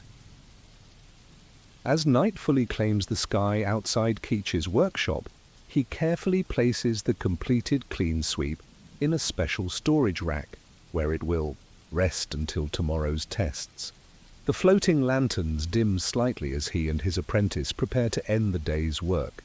But before they leave, Keach runs his hand once more along the broom's shaft, feeling the magic pulsing within the wood like a heartbeat. "A well-crafted broom carries something of its maker within it," he says softly. "Our knowledge, certainly, but also our intentions, our pride in craftsmanship, our understanding of flight not merely as movement through air, but as liberation from earthly constraints. We create not just sporting equipment, but vessels for dreams." This profound respect for broomcraft as both technical discipline and artistic expression characterizes the greatest broom makers throughout history. Their contributions to Quidditch extend far beyond mere equipment provision. They expanded the very boundaries of what was possible in the sport, enabling generations of players to soar higher, turn faster, and compete with ever greater skill and safety. As you step back from Keach's workshop, the door closing softly behind you, consider the legacy of these artisans of flight. Their names may not be as widely celebrated as those of famous players, their faces may not appear on chocolate frog cards, but their work has touched every aspect of Quidditch's development. From crude household implements to precision sporting instruments, from simple transportation to vehicles of athletic artistry, the evolution of the broomstick mirrors the evolution of Quidditch itself, a journey from humble origins to soaring excellence. The brooms of destiny, crafted by hands both known and forgotten, continue to carry players and dreams aloft, connecting modern Quidditch to its distant past while enabling its flight into the future. Chapter 7: Stars and Stadiums, the birth of the World Cup. As the evening sky deepens to a rich indigo, scattered with the first brilliant stars, imagine standing in a vast, open meadow somewhere in the north of France. It is the summer of 1473, and the air tingles with a peculiar combination of excitement and tension. All around you, witches and wizards from across Europe arrive by various magical means, some apparating with distinctive cracks, others descending from the darkening sky on broomsticks, still others emerging from temporary portkey arrival points marked by glowing blue torches. You are witnessing a historic moment, the preparations for the first ever Quidditch World Cup final match, pitting Transylvania against Flanders in what would become the most notorious game in the tournament's long and colourful history.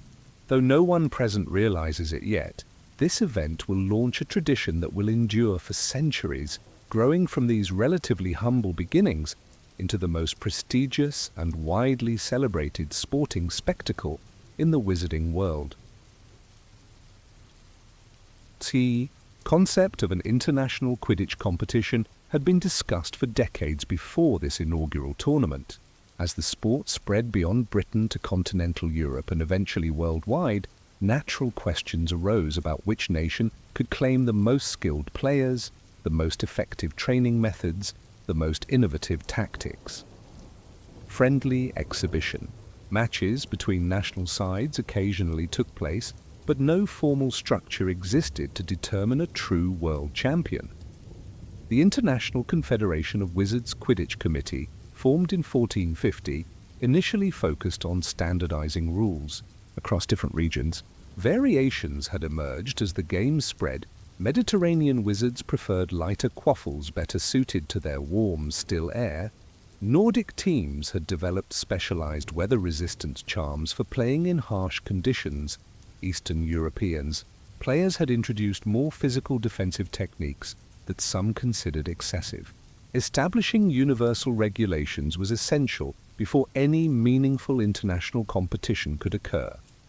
Here in this French meadow, those regulations are now being implemented on a grand scale for the first time. Observe the officials in their formal purple robes, meticulously measuring the dimensions of the newly constructed pitch, casting complex enchantments to ensure the goal hoops meet exact specifications, testing the game balls for proper enchantment levels.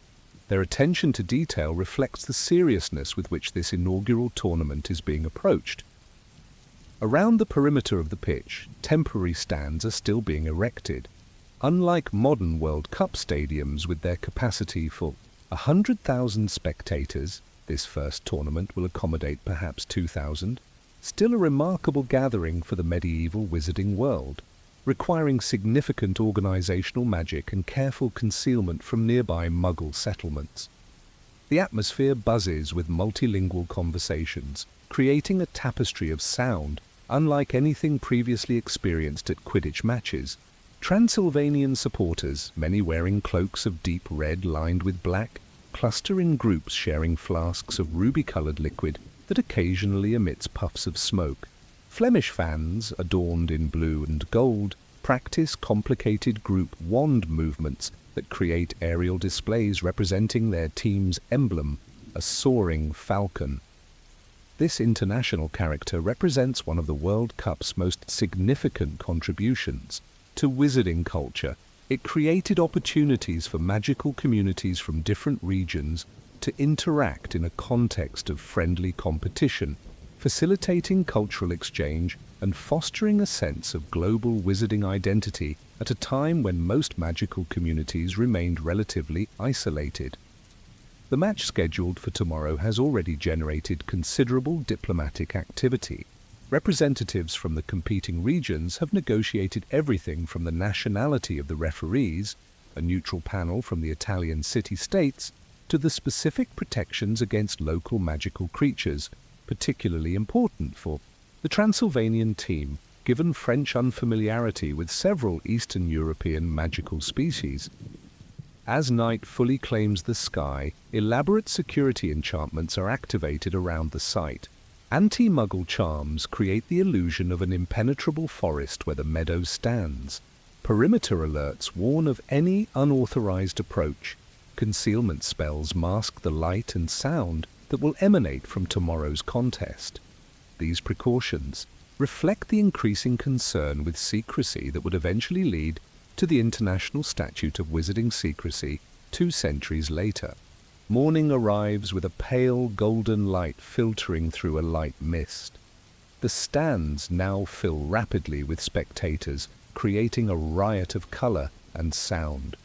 Vendors move through the crowds, selling everything from magical omnioculars, an early version, much bulkier than modern designs, to team pennants enchanted to shout the names of favorite players.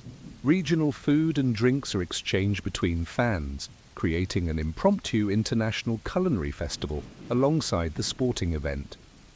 The teams emerge to thunderous applause, their national colours gleaming in the morning sun. The Transylvanian side, known for their exceptional beaters and physical style of play, perform a formal entrance ritual, their brooms moving in precise formation. The Flemish team, celebrated for their innovative chaser formations and rapid passing sequences, respond with an aerial display of breathtaking synchronization. What follows is 7 hours of what contemporary accounts describe as the most brutal games seen in centuries.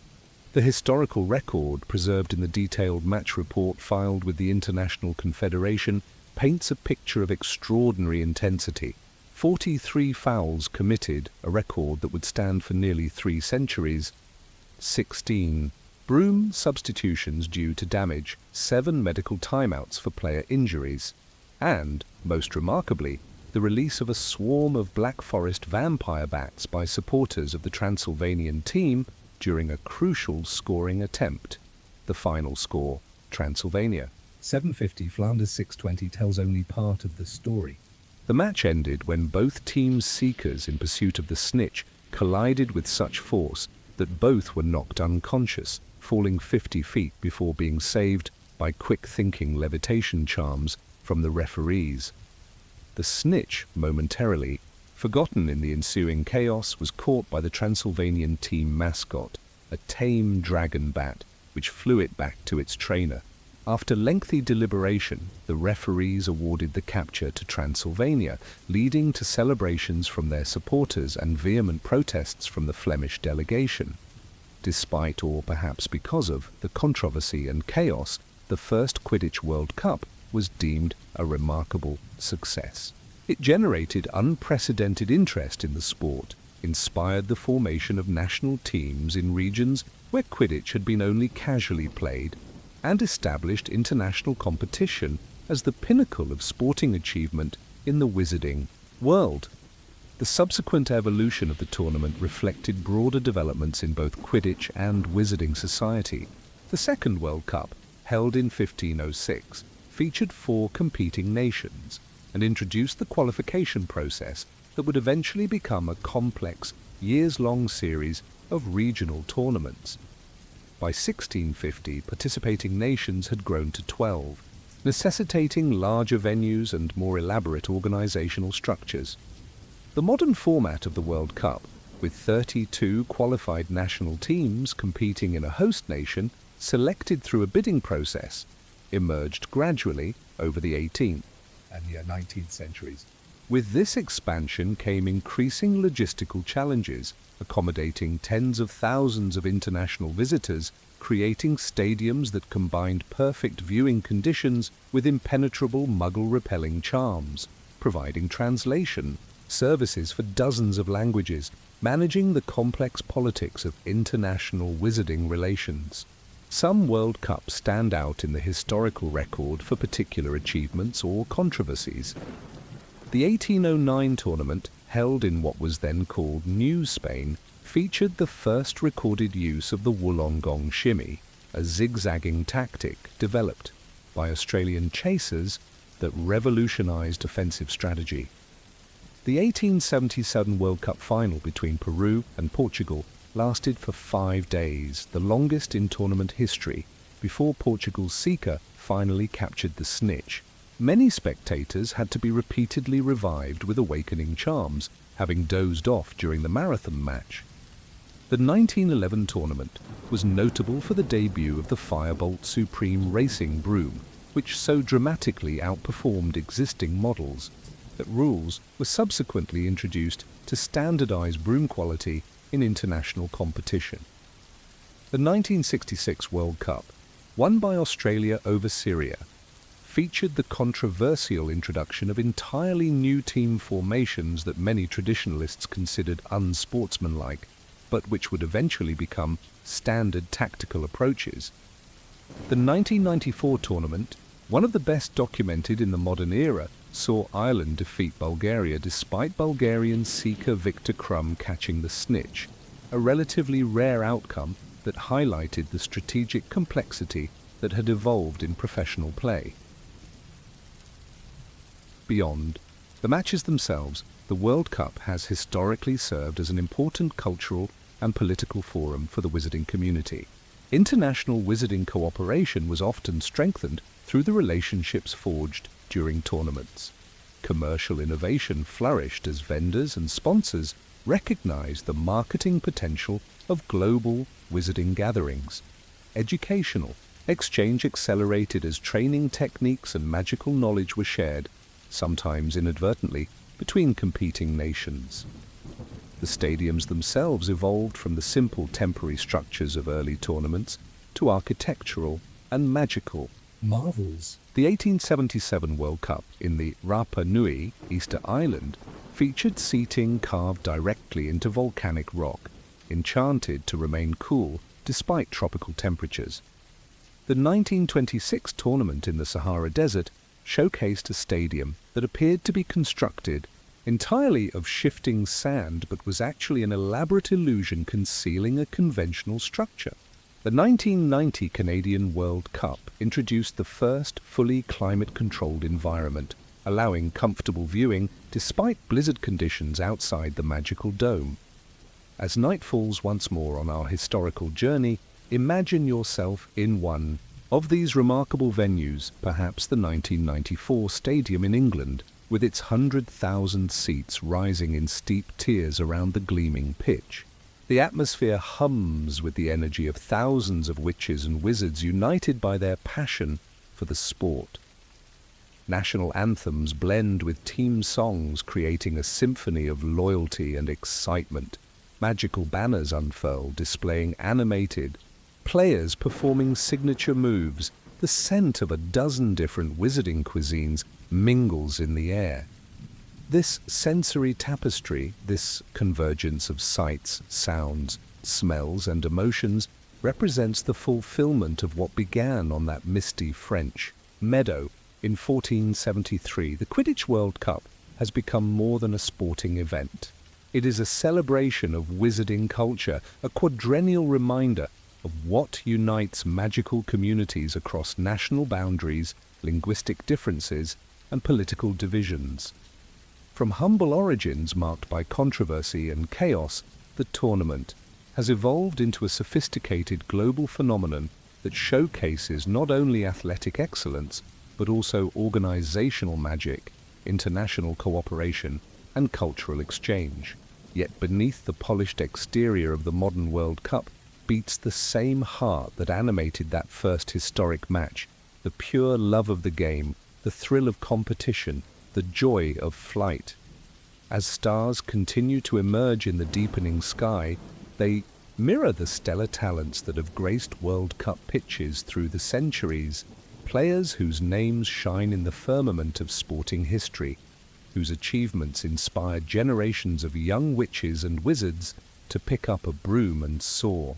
These stars, both celestial and human, remind us that the Quidditch World Cup represents both the pinnacle of sporting achievement and the enduring power of dreams.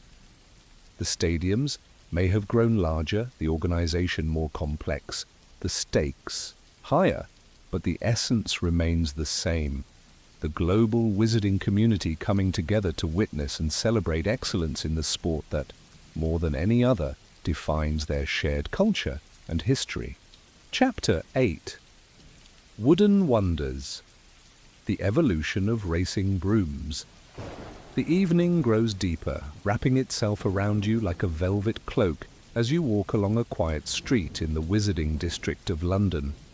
The gas lamps cast pools of golden light on the cobblestones, illuminating shop windows now dark and shuttered for the night. But one establishment still shows a warm glow from within. Quality Quidditch Supplies, the premier purveyor of sporting equipment in Diagon Alley. Through the window you glimpse a chronological display of racing brooms arranged to showcase the remarkable evolution of these wooden wonders that have carried the sport of Quidditch from its crude beginnings to its sophisticated present. Let us enter this temple to broomcraft and examine these marvels of magical engineering, each representing a significant leap forward in the pursuit of aerial excellence. The shop is quiet at this late hour, the only sound the soft ticking of a clock and the occasional creak of wooden floorboards as we move among the displays. The air carries the comforting scent of beeswax polish and the distinctive aroma of the magical resins used to seal and protect the precious woods. Our journey begins with what appears to be little more than a household cleaning implement, a simple ash handle with uneven twigs bound at one end with twine. This humble object represents the pre-industrial era of broomflight, when each witch or wizard typically enchanted their own household broom for personal transportation. Without standardization or specialized crafting techniques, these early flying implements offered basic functionality but little in the way of comfort, speed, or maneuverability. The first true innovation in broomcraft, explains the small informational card beside this primitive specimen, came with the recognition that different woods possessed distinct magical properties that could enhance flight performance. This revelation, occurring sometime in the early 14th century, led to the first deliberate selection of materials specifically for flying purposes, rather than merely adapting existing household items. Moving chronologically through the display, we encounter a more refined broom dated approximately 1550. Its handle is crafted from polished oak, substantial and sturdy, with twigs arranged in a more symmetrical pattern and secured with copper wire rather than twine. A small placard notes, "Oak provided stability but at the cost of speed." These heavier brooms were favored for lengthy journeys where consistent performance was valued over rapid acceleration. By the late 17th century, a more scientific approach to broomcraft had emerged. The example from this period features a handle of Spanish elm, a wood prized for its responsiveness to enchantment, and includes the first evidence of aerodynamic considerations. The twigs are trimmed to create a streamlined profile, and the handle is slightly tapered to reduce wind resistance. Simple cushioning charms have been incorporated, representing the growing consideration of rider comfort during extended flights. The Industrial Revolution transformed broomcraft as it did so many other aspects of both Muggle and Wizarding production. The late 18th and early 19th centuries saw the emergence of dedicated broom-making workshops where specialized artisans applied consistent enchantments using increasingly standardized techniques. The display example from this era, a Whippy Willow Wayfarer from 1795, shows the hallmarks of early mass production: uniform twig arrangement, standardized dimensions, and a manufacturer's mark burned into the handle. The true revolution in racing. Broom development, continues the exhibition text, came with the founding of the first companies dedicated exclusively to sporting brooms. The earliest such enterprise, represented by a glass-encased oak shaft 79 from 1879, established the pattern that would define racing broom evolution for the next century. Specialized design features tailored to specific flying needs, proprietary enchantment techniques, jealously guarded as trade secrets, and increasingly sophisticated integration of magical and physical engineering principles. The oak shaft, created by Elias Grimston, was renowned for its durability and stable flight characteristics. At high altitudes, its substantial oak handle and reinforced cushioning charm made it particularly suitable for long-distance journeys, though its considerable weight limited maneuverability. A note indicates that this model was favoured for early international Quidditch tours where reliability across varying climatic conditions was essential. The moon trimmer, displayed next in chronological sequence, represents a significant advance in technical capability. Developed by Gladys Boothby in 1901, its slender ash handle and carefully calibrated tail twigs allowed it to achieve greater heights than any previous broom while maintaining exceptional stability. A small photograph shows the broom's namesake feature in action, its ability to trim or navigate precisely across the face of the moon, a popular demonstration at early 20th century Quidditch exhibitions. The display now brings us to what many historians consider the beginning of the modern racing broom era, the clean sweep one, introduced in 1926 by the Clean Sweep Broom Company. The three Ollerton brothers, Bob, Bill, and Barnaby, combined their experience as Quidditch players with innovative enchantment techniques to create a broom specifically designed for sporting excellence rather than transportation. The Clean Sweep's handle, crafted from polished birch, is noticeably more slender than its predecessors, reducing weight without compromising strength. Its twigs, no longer common household varieties but specially cultivated for magical receptivity, are arranged in a mathematically precise pattern that maximized both speed and responsiveness.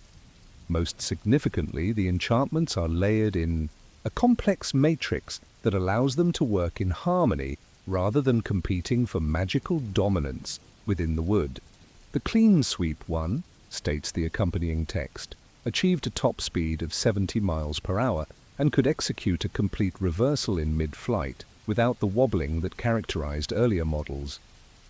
Its reliability and consistent performance revolutionized professional Quidditch, establishing new standards for equipment at all levels of play. The competitive market for racing brooms expanded rapidly after the Clean Sweep's debut. The Comet Trading Company, founded in 1929 by Randolph Keach and Basil Horton, both former Ravenclaw Quidditch players, introduced the Comet 140 with its revolutionary Horton-Keach braking charm. This innovation allowed for much greater control during rapid, directional changes, a crucial advantage for chasers executing complex scoring plays. The display includes a fascinating technical diagram showing the magical structure of the Horton-Keach charm, with its nested layers of momentum modification spells anchored to specific points along the broom handle. This innovation, explains the text, represented one of the first applications of advanced arithmetic principles to broomcraft, establishing a more mathematical approach to magical engineering that would characterize subsequent developments. The rivalry between Clean Sweep and Comet drove innovation throughout the 1930s and 40s, with each company releasing incrementally improved models, the Clean Sweep 2 and 3, the Comet 180 and 220. These advancements were primarily evolutionary, rather than revolutionary, focusing on refinements to existing technologies, stronger cushioning charms, more sophisticated stabilization enchantments, improved aerodynamics through twig arrangement. A significant paradigm shift occurred in 1955 with the introduction of the shooting star, the first mass-produced broom specifically marketed to the general public, rather than professional players. Universal Brooms Limited deliberately sacrificed some high-end performance capabilities to achieve a lower price point, making quality sporting brooms accessible to younger players and those with limited financial resources.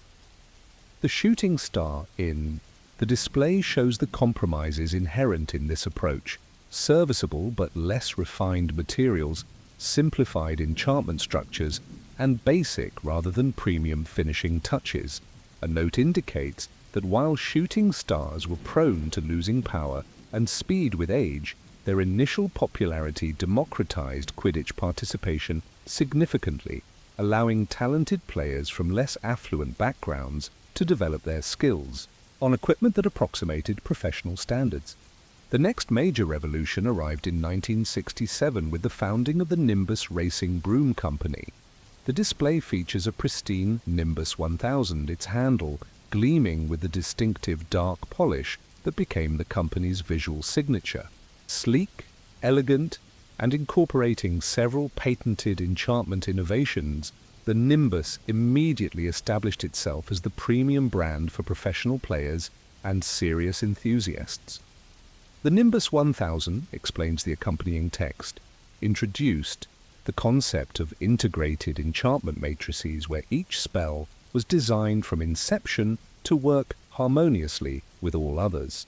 Unlike earlier approaches where broom rights essentially layered independent charms onto the physical structure, Nimbus engineers developed their entire magical architecture as a unified system, resulting in unprecedented performance synergies. The technical specifications illustrate this advantage: a top speed of 100 miles per hour, acceleration from 0 to 60 in 10 seconds, the ability to maintain perfect stability during vertical climbs, and a turning radius half that of its closest competitor. The price tag, noted as astronomical by contemporary accounts, reflected both the superior performance and the exclusivity that quickly became associated with the Nimbus brand. The subsequent decades saw an acceleration in the pace of innovation, with each major manufacturer releasing new flagship models at increasingly frequent intervals. The display includes representatives from this period: the Clean Sweep 5 and 6, the Comet 260, the Nimbus 1500 and 1700. Each incorporated technological advancements while maintaining the distinctive personality associated with its maker. Clean Sweeps, known for reliability, Comets for maneuverability, and Nimbus for pure speed and acceleration. A special section of the exhibition addresses the unique challenges of designing brooms for specific playing positions. Early professional teams had used identical brooms for all players, but by the mid-20th century, position specialization had led to equipment differentiation.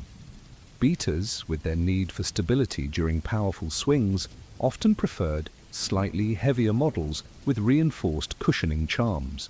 Seekers, requiring sudden bursts of speed and extreme maneuverability, gravitated toward the lightest, fastest brooms available, sometimes sacrificing comfort for performance.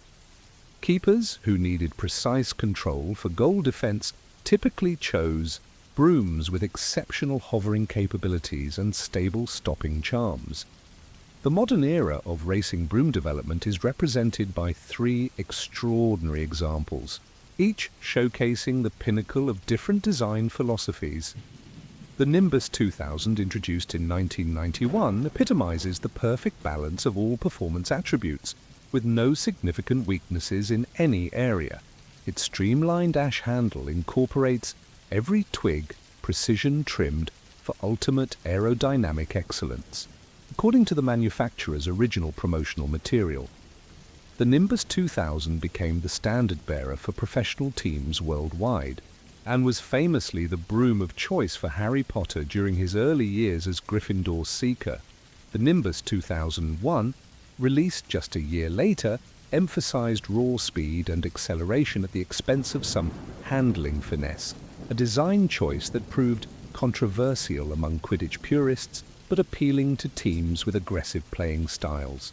The Slytherin team at Hogwarts notably adopted this model en masse, leveraging its straight-line speed advantage while adapting their tactics to accommodate its somewhat less responsive turning capabilities. Finally, representing the absolute cutting edge of broomcraft, the display culminates with the Firebolt, a hand-numbered limited production model that combines traditional artisanal techniques with the most advanced magical technology available. Its superfine handle of polished ebony incorporates an unbreakable braking charm, acceleration of 150 miles per hour in 10 seconds, and a customized balance that automatically adjusts to the individual flyer's weight and position preferences. The Firebolt, states the final exhibit text, represents not merely a technological advancement but a philosophical one. the recognition that the ultimate racing broom must adapt to its rider rather than forcing the rider to adapt to it. This principle of responsive individualization points the way toward future developments in which the boundaries between broom and flyer may blur further, creating flying experiences of unprecedented intuitive connection. As the clock chimes, midnight, the enchanted lamps in quality Quidditch supplies begin to dim, signaling the end of our chronological journey through racing broom evolution.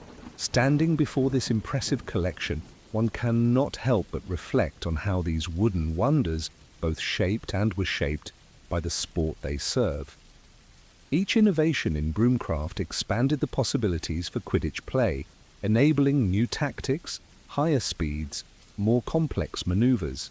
Simultaneously, the demands of competitive Quidditch drove broom development in specific directions, creating a symbiotic relationship between equipment and sport that continues to this day. Perhaps most remarkably, despite the centuries of magical and technological advancement on display, the essential nature of the racing broom remains unchanged from those humble beginnings. Wood and twigs, enchanted to defy gravity, carrying witches and wizards into the freedom of the open sky. This continuity across time reflects the deep connection between flying and wizarding identity, a thread that runs unbroken from the earliest broom riders to today's Quidditch stars. As you leave the shop and step back into the quiet London night, the stars overhead seem to twinkle with added significance, tiny points of light marking the infinite possibilities that await as broom development continues its upward trajectory, reaching ever higher, ever faster, toward new horizons of magical flight. Chapter 9. Tactics in Twilight, the Artistry of Aerial Strategy. As the day's last light fades from the sky, painting the clouds in delicate shades of lavender and gold, a different kind of illumination glows from the windows of a small stone cottage on the outskirts of Wimborne, home to one of the most revered tactical minds in British Quidditch history. Inside, Filbert Deverell, former captain of the Wimborne Wasps and legendary England national team coach, hunches over a large table covered with miniature animated figurines representing Quidditch players. With gentle touches of his wand, he shifts these figures through the air, demonstrating complex flight patterns to a small group of attentive apprentice coaches. Quidditch, he explains in a voice roughened by decades of shouting instructions across windswept pitches, is chess played in 3 dimensions, with the added complications of varying individual talents, unpredictable ball behavior, and the constant specter of meteorological intervention. The team that typically prevails is not necessarily the one with the greatest raw talent, but rather the one whose strategic approach most effectively leverages their specific strengths while exploiting their opponent's particular vulnerabilities. This evening's gathering at Deverell's cottage represents a tradition stretching back centuries, the passing down of tactical wisdom from experienced strategists to the next generation. As we observe this intimate scene, let us consider the fascinating evolution of Quidditch strategy, from the crude beginnings of the sport to the sophisticated aerial ballets of modern professional play. The earliest forms of Quidditch, as documented in Gertie Keddle's diary and other 11th century sources, featured little in the way of deliberate strategy. Players simply attempted to gain possession of the leather ball, proto-quaffle, and throw it through the opposing team's target hoops while avoiding the enchanted rocks, proto-bludgers, that careened chaotically through the air. No specialized positions existed. Every player functioned as what we would now call a chaser, with defensive and offensive roles shifting fluidly based on ball possession. The introduction of the Golden Snitch in the mid-13th century created the first significant strategic bifurcation. Now teams needed to decide how much effort to devote to Snidget catching versus goal scoring. Early approaches varied widely, with some teams designating their fastest flyer exclusively to Snidget pursuit, while others maintained a more communal approach, with all players keeping watch for the elusive bird while continuing their primary goal-scoring activities. By the 14th century, the increased standardization of equipment and playing fields allowed for more consistent tactical development. The Hawk's Head formation, one of the oldest organized offensive strategies still used in modern play, dates from this period. Named for its resemblance to a hawk's profile when viewed from above, this formation featured 3 chasers flying. In a triangle pattern, one player at the point with 2 slightly behind on either side. The arrangement provided multiple passing options while making it difficult for defenders to intercept the quaffle without leaving at least one attacking player unmarked. Watch now as Deverell demonstrates this ancient tactic with his miniature figures, 3 tiny scarlet-robed players moving in perfect synchronization across the table's surface. The genius of the Hawk's Head, he notes, lies in its adaptability. From this basic formation, attackers can execute a dozen different plays depending on the defensive arrangement they encounter. It has endured for 7 centuries precisely because it creates a framework for creativity rather than a rigid pattern of movement. The development of specialized positions, chasers, beaters, keeper, and seeker revolutionized tactical thinking in the 15th and 16th centuries. No longer could a team succeed with generalized approaches. Now, captains needed to develop coordinated strategies that leveraged the unique responsibilities and capabilities of each position. This specialization coincided with the gradual formalization of the rules, creating a more structured environment in which tactical innovation could flourish. Beta strategy evolved particularly quickly during this period. Initially seen primarily as defensive players who protected their teammates from bludgers, innovative captains began deploying beaters in increasingly offensive roles. The doppel-beater defense, in which both beaters strike a single bludger simultaneously to send it toward an opponent with devastating force and accuracy, originated in the Germanic leagues of the late 15th century. The bludger backbeat, a difficult maneuver in which a beater strikes a bludger behind them without turning around, was pioneered by Ethelred Earwig of the Wimborne Wasps in 1538. Deverell's animated figures now demonstrate these classic beater tactics, the tiny bats, connecting with perfect timing to send miniature bludgers whistling through the air. Note how the trajectory creates not just physical danger for the opposing chaser, he points out, but also forces a flight path adjustment that disrupts the timing of the entire offensive sequence. The best beater work isn't about making contact with opponents, it's about controlling space and tempo. Keeper strategy remained relatively static for centuries, with the primary responsibility being straightforward goal defense. However, the introduction of the starfish and stick technique by Darren O'Hare in the early 20th century demonstrated the potential for more acrobatic and aggressive goal protection. This maneuver, in which the keeper hangs from their broom by one hand and one foot while extending their body and broom to cover maximum goal area, revolutionized the position, emphasizing flexibility and calculated risk-taking over mere steadfast positioning. Perhaps no position has seen more tactical evolution than that of seeker. In the early days of the Golden Snitch, speed and keen eyesight were the only significant requirements. With the introduction of the Golden Snitch, however, and its standardized behavior patterns, seeking became increasingly strategic. The Wronski feint, in which a seeker dives sharply toward the ground as though spotting the snitch, hoping to induce the opposing seeker to follow before pulling out of the dive at the last moment, represented a quantum leap in tactical thinking for the position. First executed by Józef Wronski of the Polish national team in 1882, this dangerous maneuver introduced the concept of psychological warfare to what had previously been a largely reactionary role.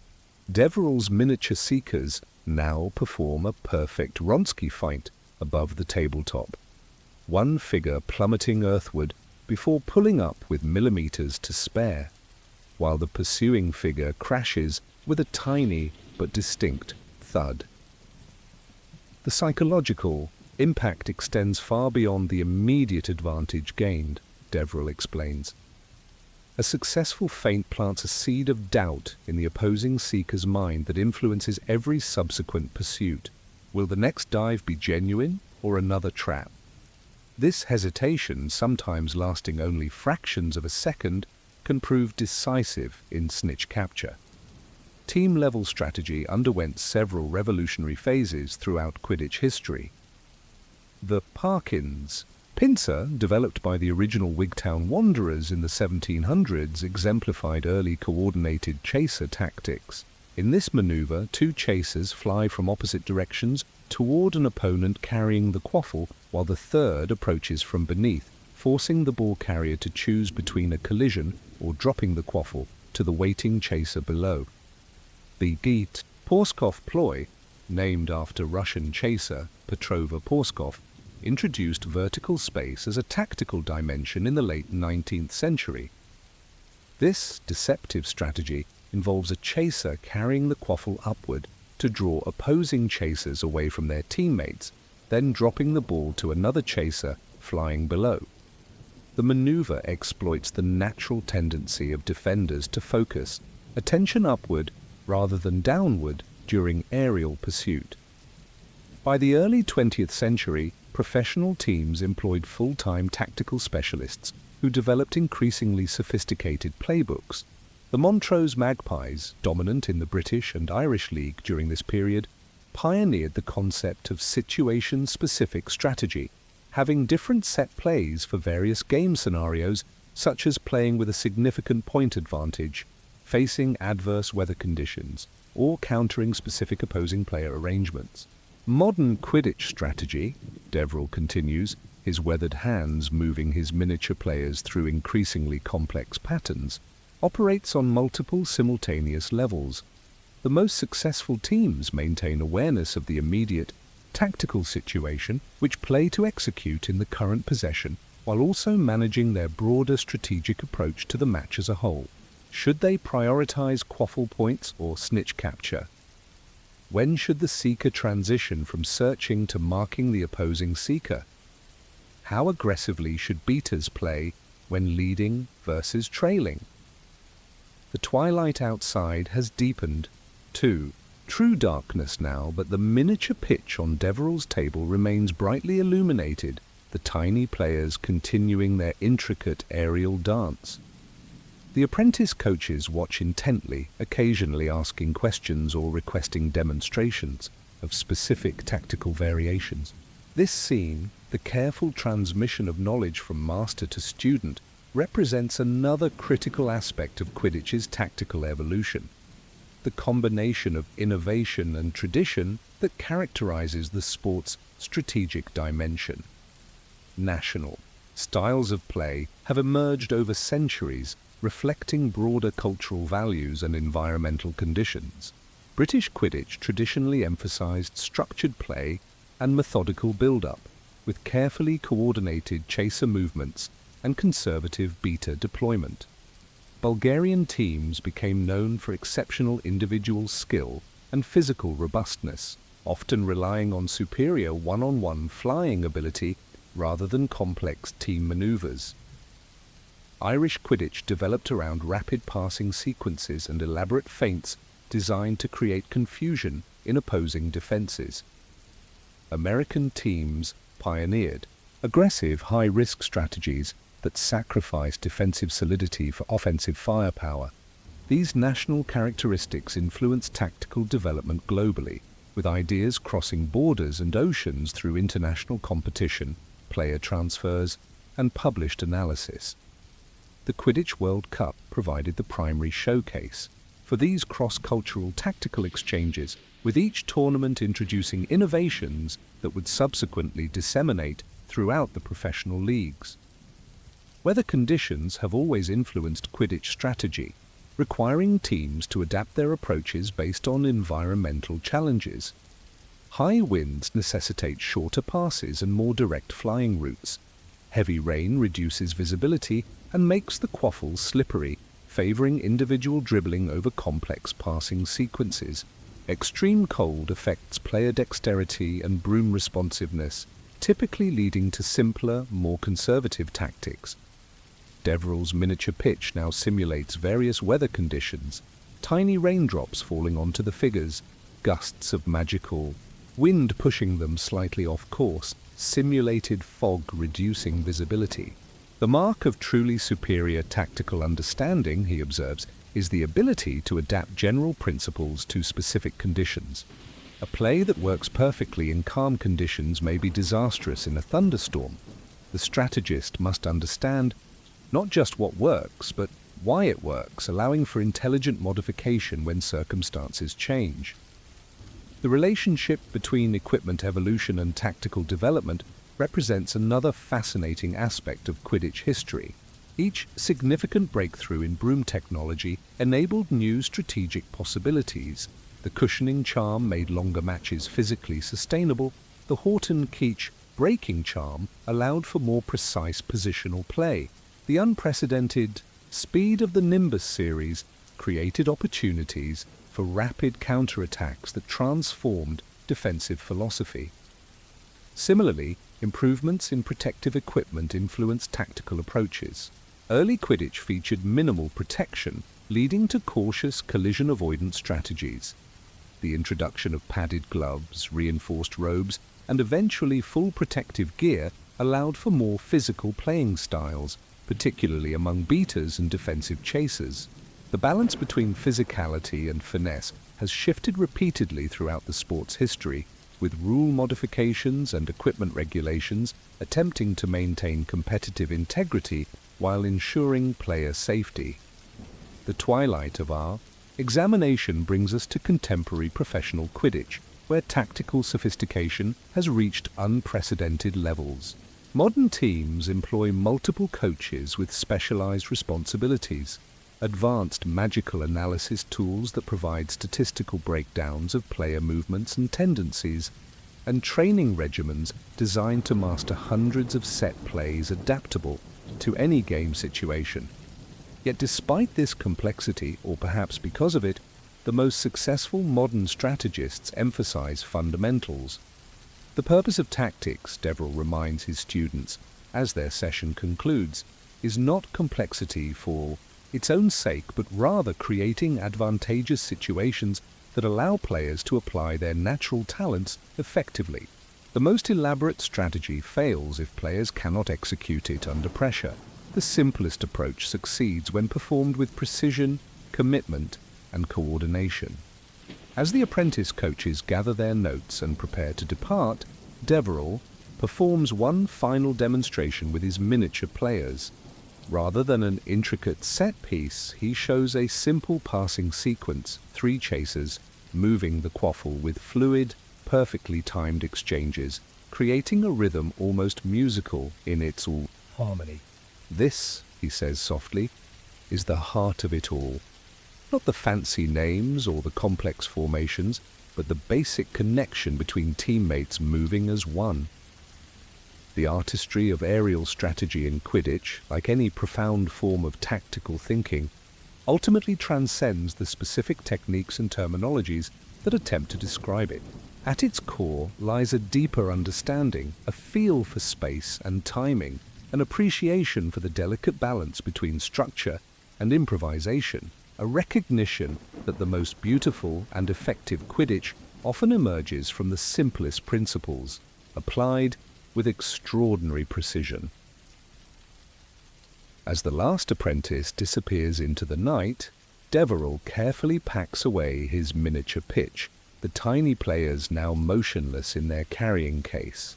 Tomorrow they will fly again, continuing the endless cycle of tactical evolution that has characterized Quidditch since those first crude games at Quidditch Marsh.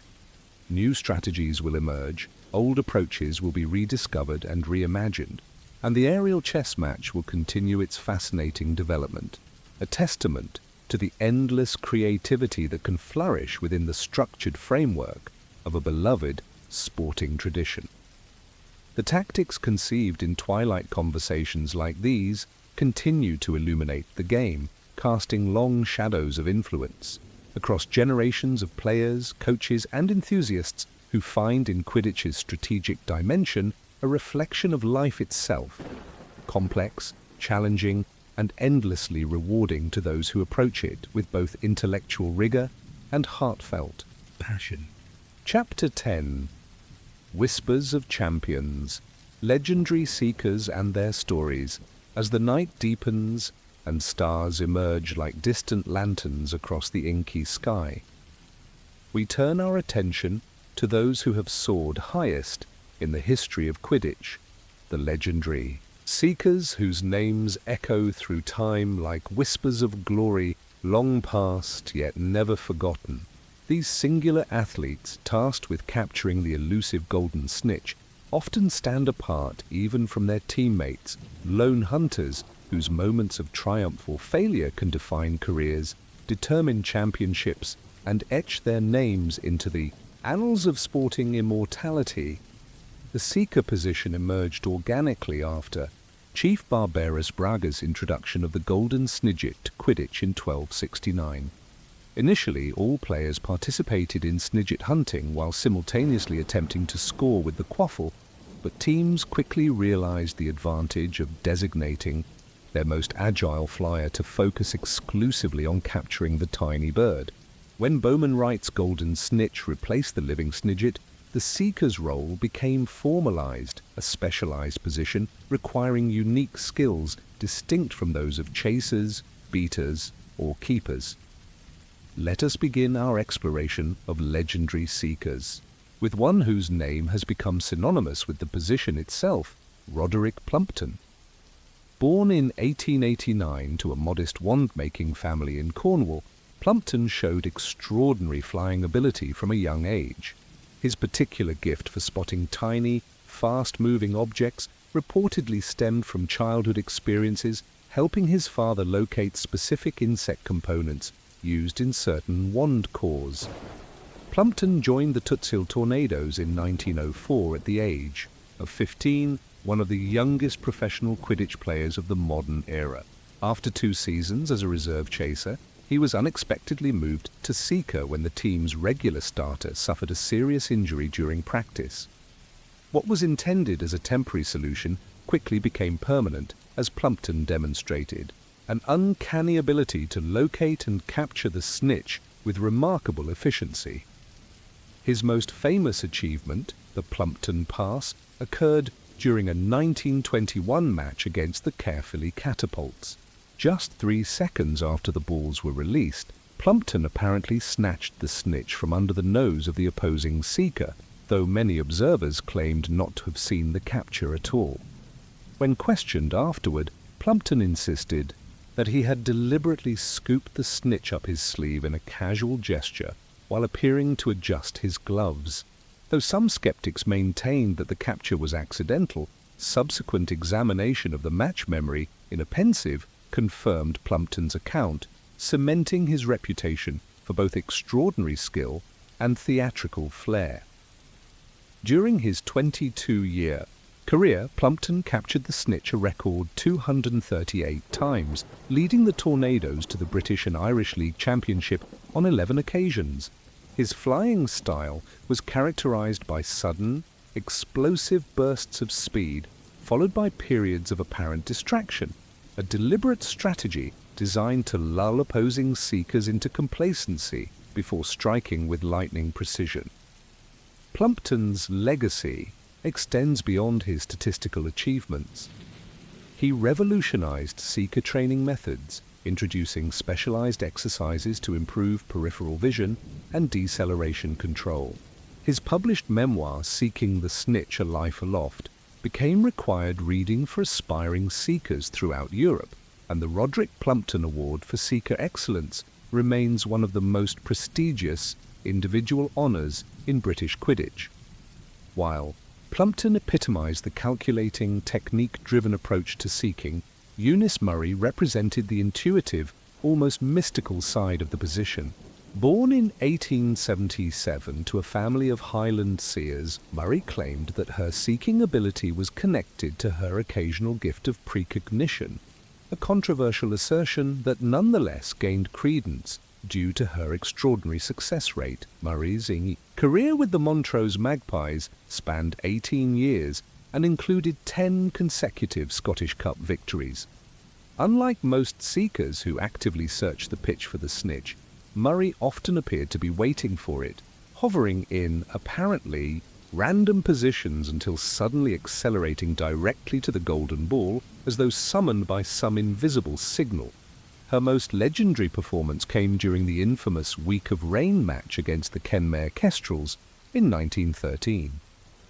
After 6 days of continuous play in torrential downpours with visibility reduced to mere meters, Murray suddenly dove through the deluge straight toward the Kestrel's goal hoops, where she captured the snitch that had been hiding within one of the hoop's supporting structures, a location neither visible from her position nor predictable through conventional seeking logic.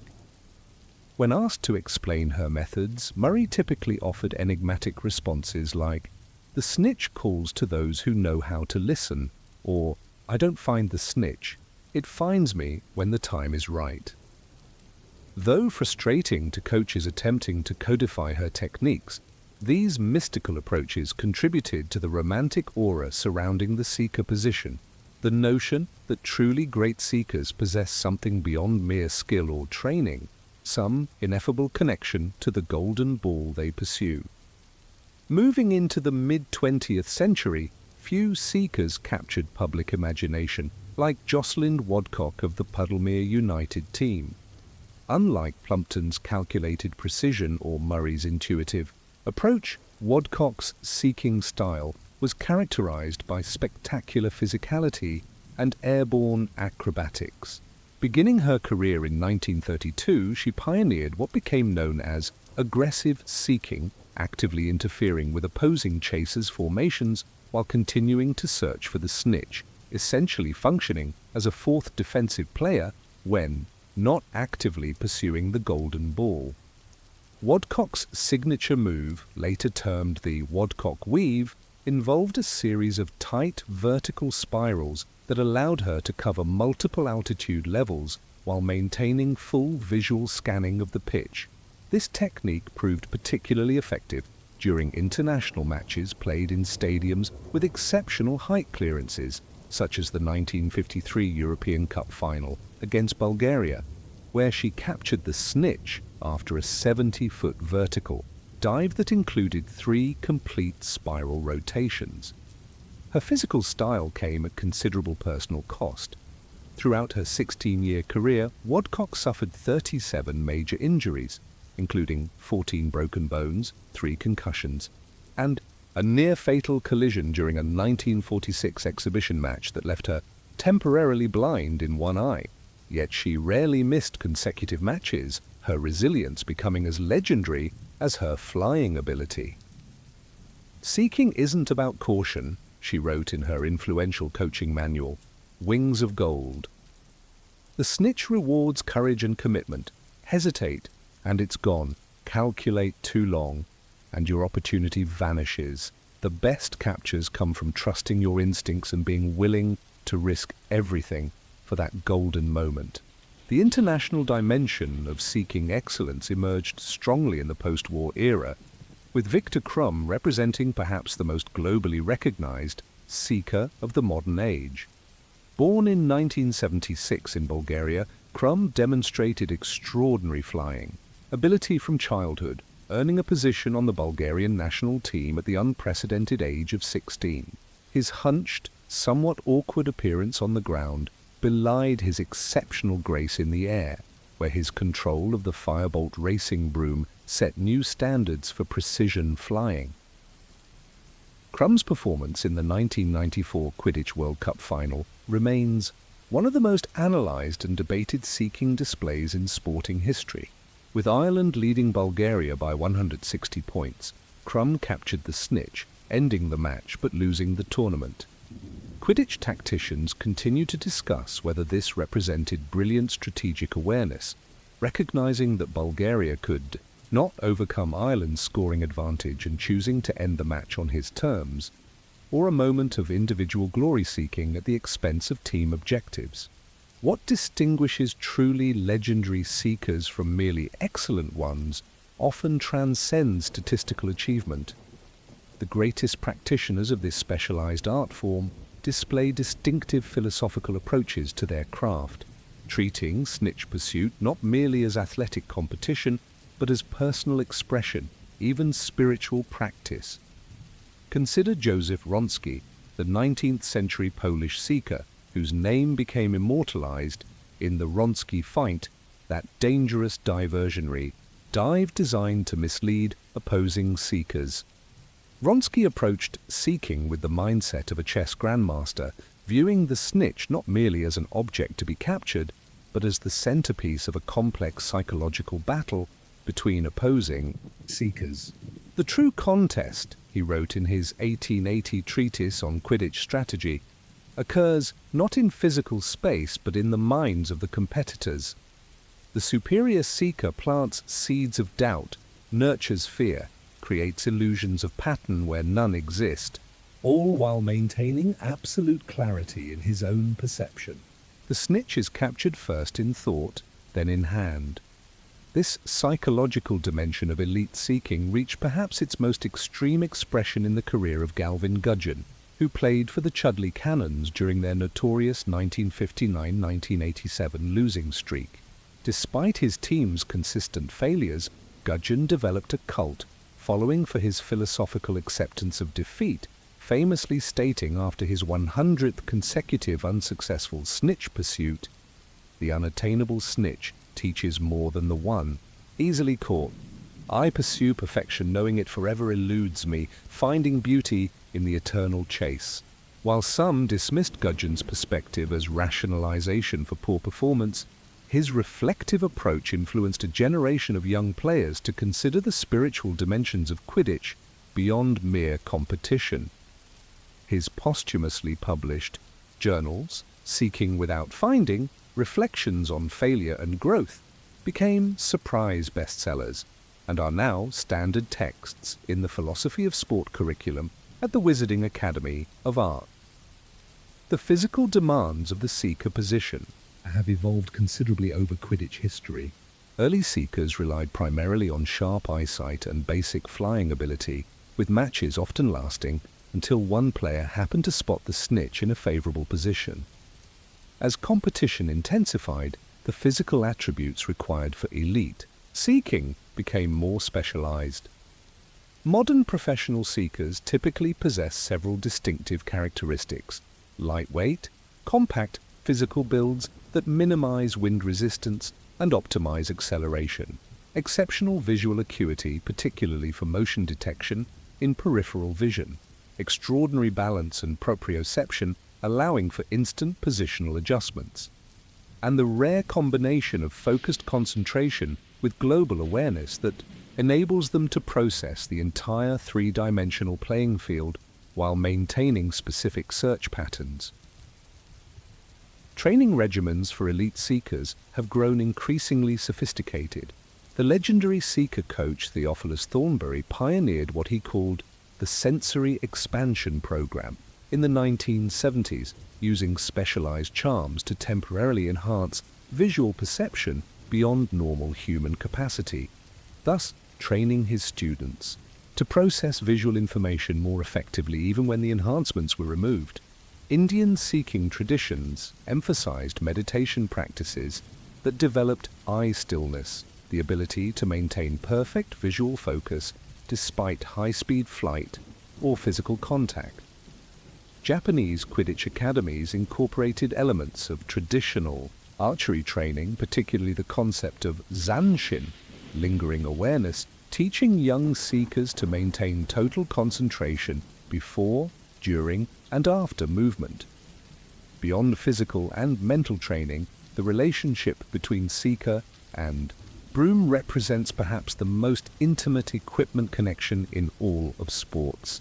While other positions certainly benefit from quality broomsticks, the seeker's requirements for instantaneous response, micro-adjustments in trajectory, and explosive acceleration create a uniquely demanding set of specifications. The legendary Irish seeker Aidan Lynch famously spent 3 full months bonding with each new broomstick, sleeping with it beside his bed, carrying it throughout daily activities, and flying for at least 4 hours daily in gradually increasing complexity of maneuvers. A broom must become more than equipment, he explained in a rare interview. It must become a part of your physical self, responding to intention rather than command, an extension of will rather than merely a vehicle. This intimate connection has led to distinctive superstitions among famous seekers. Petrova Porskov kept her snitch-catching glove under her pillow the night before matches. Ludovic Bagman refused to allow anyone else to touch his broom between its pre-match tuning and the final whistle. Jacunda Sykes famously whispered encouragement to her broom throughout matches, earning the nickname the Broom Whisperer from amused teammates. As our exploration of legendary seekers draws toward its conclusion, we must acknowledge that statistics and recorded achievements represent only the visible surface of these remarkable careers. For every famous capture, countless hours of training, failure, refinement, and perseverance shaped these athletes into the icons they became. The night has deepened around us, the stars now brilliant against the black velvet sky. In their distant light, perhaps we can see reflections of those golden moments when a snitch was snatched from seemingly impossible positions, when human and broom moved as one perfect entity, when years of preparation culminated in an instant of transcendent achievement. What links these diverse champions? From Plumpton's calculated precision to Murray's intuitive mysticism, from Wadcock's physical courage to Crumb's strategic awareness, from Wronski's psychological warfare to Gudgeon's philosophical acceptance, is their understanding that seeking transcends mere sport. At its highest level, the pursuit of the Golden Snitch becomes metaphor, art form, and spiritual practice combined, a perfect distillation of the human drive to pursue that which is elusive, beautiful, and transformative. The whispers of champions carry across time, their stories inspiring new generations to take to the air in pursuit of their own golden moments. In these tales of extraordinary achievement, ordinary witches and wizards glimpse possibilities beyond everyday existence, reminders that with sufficient dedication, courage, and vision, anyone might someday touch greatness, if only for the brief, shining instant when fingers close around a fluttering golden ball, and history holds its breath in wonder. Chapter 11. Hoops and Harmony. Quidditch as cultural cornerstone. As the night sky embraces us with its velvet darkness, punctuated by the silent glow of distant stars, we turn our contemplation to perhaps the most profound aspect of Quidditch's long history, its role not merely as a sporting activity but as a fundamental cultural institution that has shaped wizarding society across centuries and continents. Like the ancient oak whose roots reach deep into the soil, drawing sustenance from hidden depths while its branches spread wide to touch distant horizons, Quidditch has become intertwined with nearly every aspect of magical life, influencing art, language, social structures, and collective identity in ways both obvious and subtle. Let us begin our exploration of this cultural cornerstone by considering the place of Quidditch in the rhythms of wizarding life. In rural magical communities throughout Europe, the traditional Quidditch calendar provided structure to the passing year long before the establishment of formal leagues. Village matches marked seasonal transitions, the spring equinox tournament welcomed the returning warmth. Midsummer night matches were played by wandlight until dawn. Harvest Cup competitions celebrated agricultural abundance. Midwinter games defied the darkness of the year's longest night. These sporting gatherings transcended mere recreation, becoming occasions for broader cultural expression. Markets sprang up around pitch perimeters where magical artisans sold their wares. Musicians developed specific Quidditch-related compositions, from the triumphant brass fanfares that announced team entrances to the rhythmic chants that spectators adopted to encourage their favorites. Culinary traditions emerged with specific foods associated with particular teams or regions, carefully cheese wheels at Welsh matches, haunting Highland bagpipes accompanying Scottish teams, warm butterbeer the preferred beverage of English crowds regardless of the weather. The lexicon of Quidditch gradually permeated everyday wizarding language, with sporting terminology becoming metaphorical shorthand for life experiences. Catching the snitch came to represent achieving ultimate success. Taking a bludger signified an unexpected setback. Dropping the quaffle entered common parlance as an admission of failure. Keeping your hoops clear advised maintaining good personal boundaries. Even in formal contexts like Wizengamot legal proceedings or academic discourse at magical schools, these Quidditch-derived expressions added colour and resonance to communication. Perhaps most significantly, Quidditch provided a shared reference point that transcended the divisions of wizarding society. Pure-blood families who prided themselves on ancient lineage, half-blood witches and wizards navigating multiple cultural identities, and muggle-born magical practitioners seeking connection to their adopted community could all find common ground in their passion for Quidditch. In the stands of a Quidditch pitch, traditional hierarchies often dissolved, replaced by the simpler division between competing team loyalties. Sociological studies conducted by the Department of Magical Games and Sports in the late 19th century revealed fascinating patterns of social integration through Quidditch. In communities with active local teams, incidents of magical discord decreased by an average of 63% compared to similarly sized settlements without organized Quidditch programs. Marriage between families from different socio-economic backgrounds occurred more frequently in regions with vibrant Quidditch cultures, suggesting that shared sporting passion created social connections that might otherwise never have formed. The far unifying potential of Quidditch extended beyond local communities to national identity. The formation of national teams in the 17th and 18th centuries coincided with the emergence of modern nation-states in the Muggle world, providing magical populations with symbols of collective identity during a period of significant political reorganization. The distinctive playing styles that emerged, English methodical precision, French theatrical flair, Bulgarian physical power, American innovative risk-taking, became points of national pride, expressions of perceived cultural characteristics. Through sporting approach, international Quidditch competitions, particularly the World Cup, served as diplomatic occasions as much as sporting events.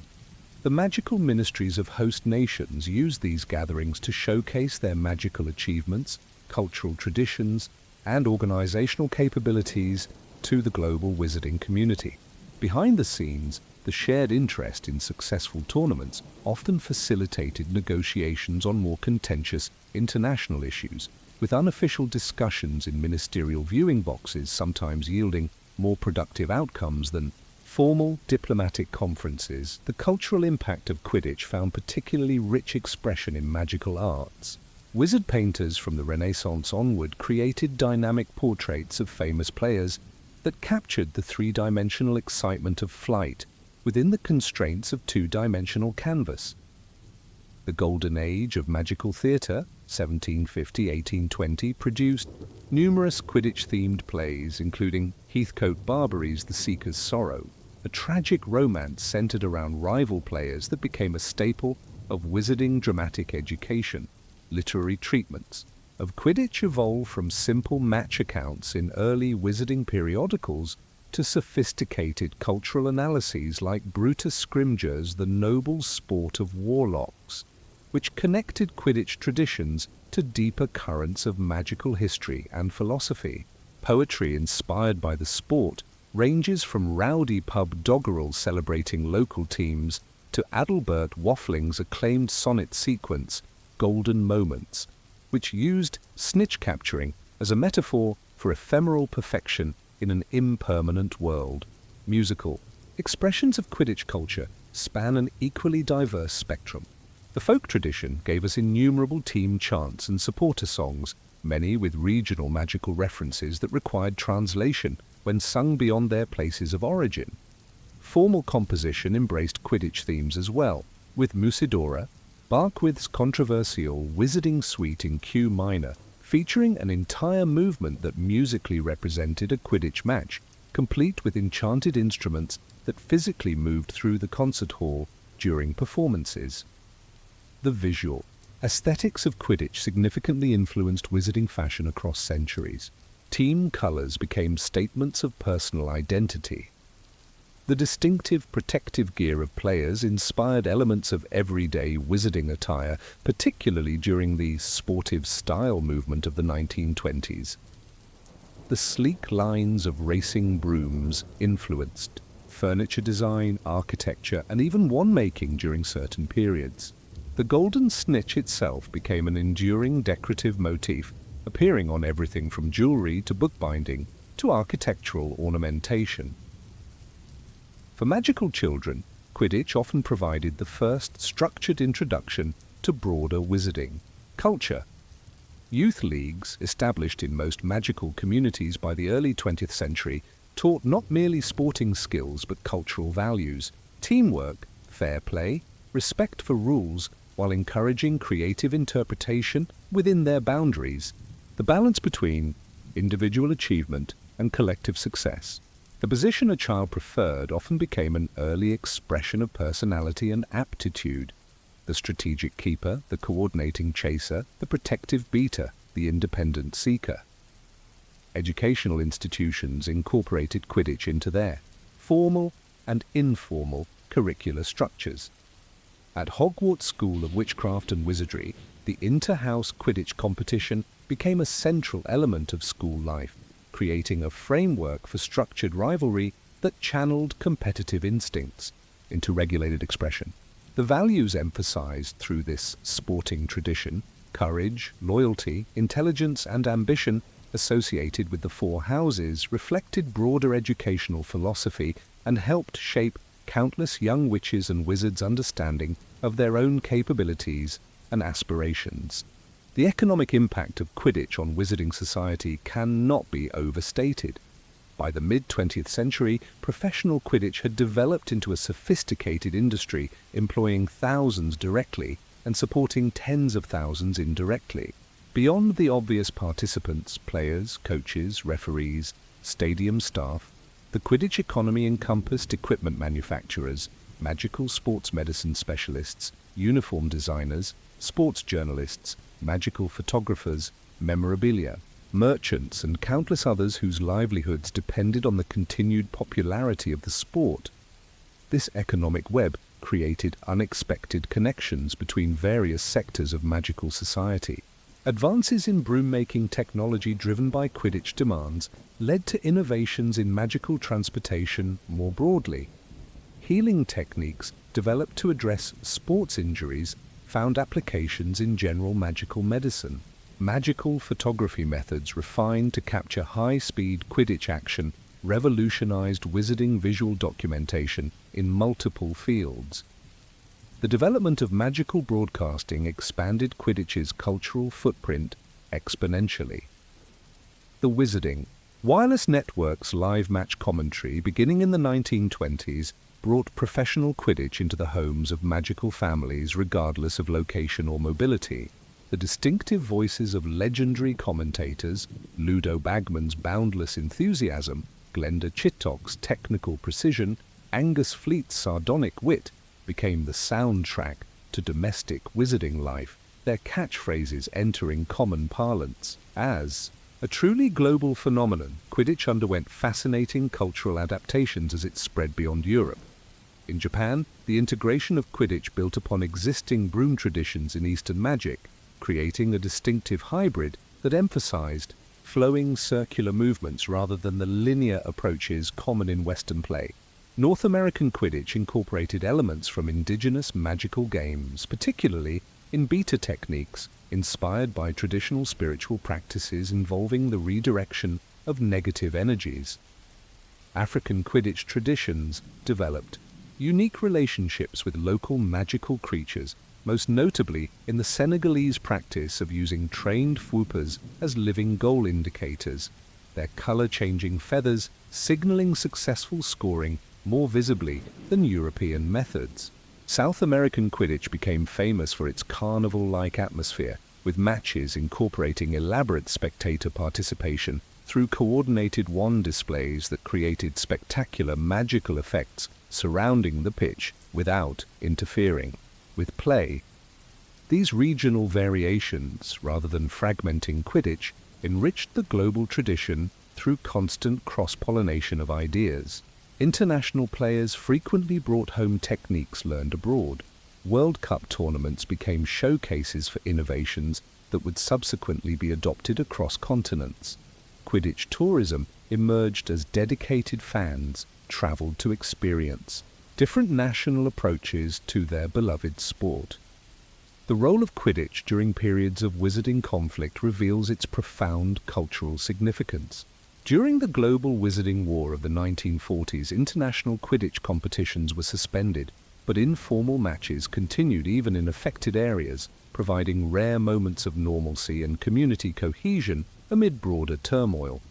In post-conflict societies, the resumption of Quidditch often symbolized healing and return to functioning cultural institutions, with rebuilt stadiums representing broader reconstruction efforts.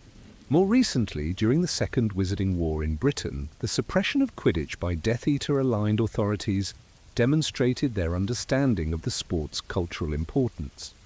By controlling or eliminating this beloved tradition, they sought to disrupt the social fabric that might otherwise have fostered resistance. Conversely, clandestine matches organized by Dumbledore's army and other resistance groups became powerful symbols of cultural preservation and defiance against ideological oppression. For individual witches and wizards, Quidditch often provides a framework for personal identity development and social connection. Team loyalties frequently pass through families across generations, creating continuity between past and present. The shared emotional experience of supporting a team, the collective joy of victory, the communal disappointment of defeat, creates bonds that transcend otherwise significant differences in background, profession, or magical ability.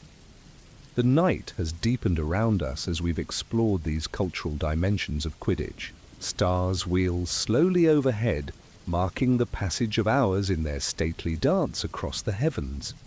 Like these constant celestial companions, Quidditch has remained a fixed point in wizarding culture, while continually renewing itself through innovation, adaptation, and the fresh enthusiasm of each new generation that discovers its pleasures. Perhaps this paradox, permanence amid change, tradition alongside innovation, represents Quidditch's greatest cultural contribution. In a society defined by its magical abilities, where transformation and transmutation are fundamental skills, Quidditch provides both solid ground and soaring possibility. Its rules create a stable framework within which creativity can flourish. Its history offers continuity, while its future promises endless potential for development. As dawn approaches, painting the eastern horizon with the first pale hints of coming day, we recognize that our exploration of Quidditch as cultural cornerstone must remain incomplete. No single narrative could encompass all the ways this remarkable sporting tradition has shaped wizarding life across centuries and continents. Like the game itself, the story of Quidditch's cultural impact remains open-ended, continuing to evolve. With each match played, each cheer raised, each golden snitch pursued against the endless sky. What remains constant, beneath all variations and evolutions, is the harmony that Quidditch creates between individual and community, between past and future, between structure and freedom. In this harmony, wizarding society finds not merely entertainment, but expression of its deepest values and aspirations, a mirror that reflects its complexity while offering opportunities for its finest qualities to soar, like players on enchanted brooms, toward the brightest possibilities of human and magical potential. The hoops stand silent now in the pre-dawn stillness, circular symbols of the endless cycle of the game, completion and continuation, ending and beginning, the perfect circles through which the story of wizarding culture continues to fly, carried on wings of imagination, tradition, and collective joy. Chapter 12. Echoes Through Time. The enduring legacy of flight. As the first gentle light of dawn breaks across the eastern horizon, casting long shadows across dew-kissed grass, we arrive at the final chapter of our journey through Quidditch history. Here, in this liminal moment between night and day, past and future, we contemplate the enduring legacy of this remarkable sport, how its influence reverberates through time like the lingering notes of a beautiful melody, touching lives and shaping cultures long after the original moment of creation has passed into memory. Imagine yourself now standing in the center of an ancient Quidditch pitch. Perhaps it is the historic grounds at Quidditch Marsh where those first crude games were played, nearly a millennium ago.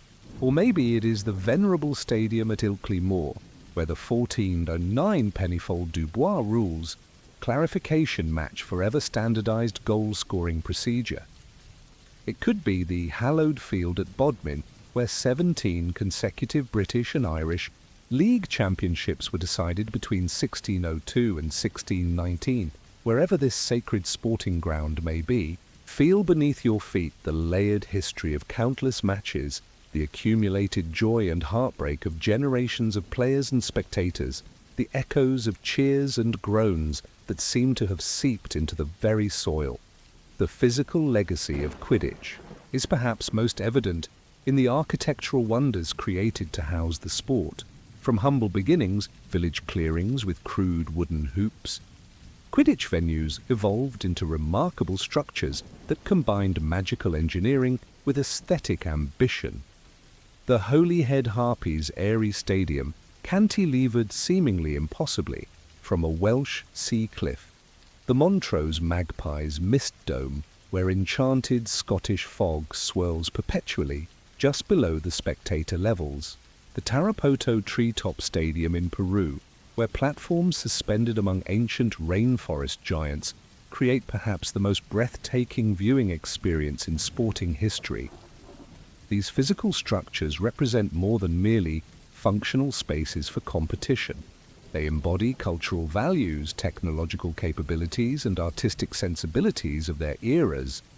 The restoration and preservation of historic Quidditch venues has become an important aspect of wizarding heritage conservation, with organizations like the Society for Historical Sporting Preservation working to maintain these living monuments to magical architectural achievement.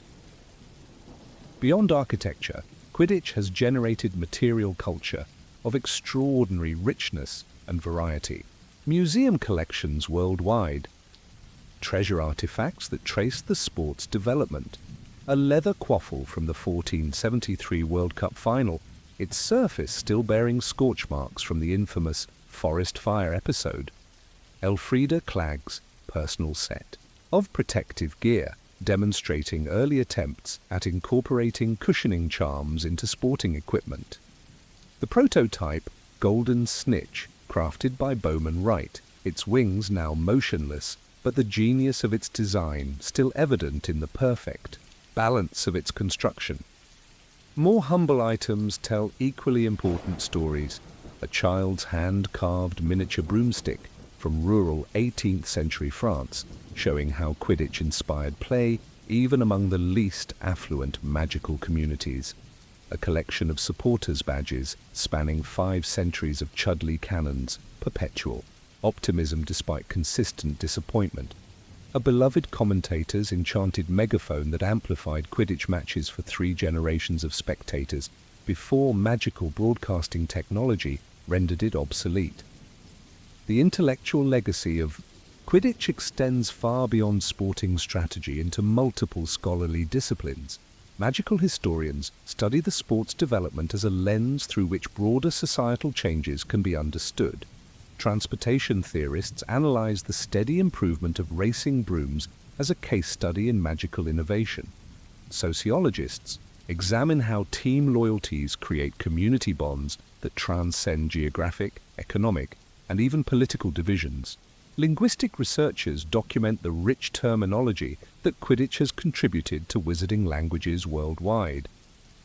Educational institutions have formalized this intellectual engagement through academic programs dedicated to various aspects of Quidditch studies. The Department of Sporting History at Wizarding University of Edinburgh offers specialized courses examining how Quidditch tactics reflected changing military strategies throughout European magical conflicts. The Institute for Magical Game Theory in Salem, Massachusetts, approaches Quidditch through mathematical modeling, using complex arithmetic formulas to predict optimal strategies under varying conditions. The Kyoto School of Magical Movement examines Quidditch as physical poetry, analyzing how flight patterns embody cultural aesthetic principles. Perhaps most significantly, Quidditch has left an indelible mark on the personal histories of countless individual witches and wizards whose lives have been shaped by their connection to the sport. Consider a few representative examples that illustrate this profound impact. Adalbert Waffling, whose theoretical contributions to transfiguration made him one of the most important magical scholars of the 19th century, frequently acknowledged that his understanding of magical energy conservation derived from childhood observations of Quidditch. Watching how players managed their physical and magical resources during extended matches gave him insights that later informed his groundbreaking fundamental laws of magic. Celestina Warbeck, the famous singing sorceress who captivated audiences, for decades, with her powerful voice and flamboyant performances, began her public career entertaining crowds before Montrose Magpies matches. The confidence and stage presence she developed while performing for sometimes rowdy Quidditch supporters prepared her for the international fame that followed, demonstrating how Quidditch culture has nurtured talents beyond the sporting arena. Newt Scamander, magizoologist and author of the essential text Fantastic Beasts and Where to Find Them, developed his interest in magical creatures partly through exposure to team mascots at Quidditch matches he attended as a child. The diverse magical species proudly displayed by teams from different nations sparked his curiosity about the broader magical ecosystem, eventually leading to his lifelong dedication to creature conservation. Beyond these notable figures, millions of ordinary witches and wizards have found in Quidditch a framework for personal growth, social connection, and cultural belonging. The shy child who discovers confidence through successful team participation. The elderly witch who maintains vibrant community ties through decades of loyal team support. The immigrant wizard who finds acceptance in his new country through shared Quidditch enthusiasm. These individual stories, multiplied countless times across centuries and continents, constitute perhaps the most meaningful legacy of the sport. The therapeutic applications of Quidditch principles further extend this personal impact. St. Mungo's Hospital for Magical Maladies and Injuries pioneered broomstick therapy for patients recovering from magical accidents, finding that the freedom of controlled flight often accelerated healing processes, particularly for psychological trauma. Youth programs for troubled young witches and wizards have successfully incorporated modified Quidditch activities to develop discipline, teamwork, and emotional regulation. Elder care facilities organize gentle aerial exercises based on fundamental flight movements to maintain mobility and mental engagement among aging magical populations. As we consider Quidditch's future legacy, certain trends suggest how the sport might continue to evolve while maintaining its essential character. Technological innovation has always shaped Quidditch development, from the standardization of the Golden Snitch to the refinement of racing brooms. Contemporary magical engineers explore potential advances like enchanted precipitation shields that would allow comfortable viewing in all weather conditions, impact-absorbing pitch materials that could reduce player injuries without affecting ball behavior, and advanced training simulators that create realistic match scenarios for practice purposes. Globalization continues to influence Quidditch's development, with increasing cross-pollination between regional traditions, creating hybrid styles that combine elements from multiple cultural approaches. African broom dancing techniques are being incorporated into European training regimens. Asian precision flying principles influence Western tactical development. South American spectator participation concepts are being adapted for traditional European venues. This ongoing exchange enriches the sport while respecting its diverse cultural expressions. Environmental considerations increasingly inform Quidditch practice at all levels. Sustainable stadium construction emphasizes magical materials with minimal ecological impact. Team travel increasingly utilizes carbon-neutral transportation methods. Equipment manufacturing incorporates ethical sourcing of magical components like unicorn hair and dragon heartstring. The Quidditch League Environmental Responsibility Initiative promotes best practices that allow the sport to continue its traditions while acknowledging changed awareness of magical ecology.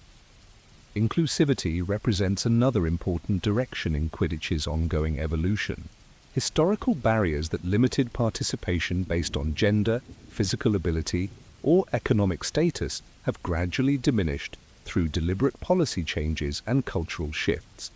The Holyhead Harpies' long-standing all-female team policy inspired other organizations to examine gender representation.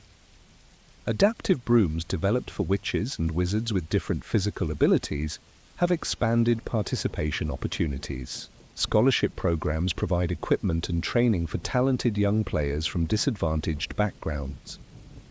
The dawn light strengthens now, golden rays illuminating the dew-dropped pitch where we stand.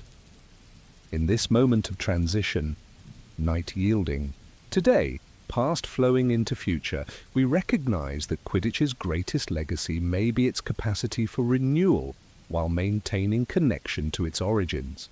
Like the ancient oak that grows new leaves each spring while its roots reach deeper into historical soil, Quidditch continues to evolve while drawing sustenance from nearly 1,000 years of accumulated tradition. This balance between innovation and preservation, between global expansion and local tradition, between structured rules and creative interpretation, represents the healthy tension that has kept Quidditch vital throughout its long history. The sport remains recognizable to its earliest practitioners while incorporating centuries of refinement and adaptation.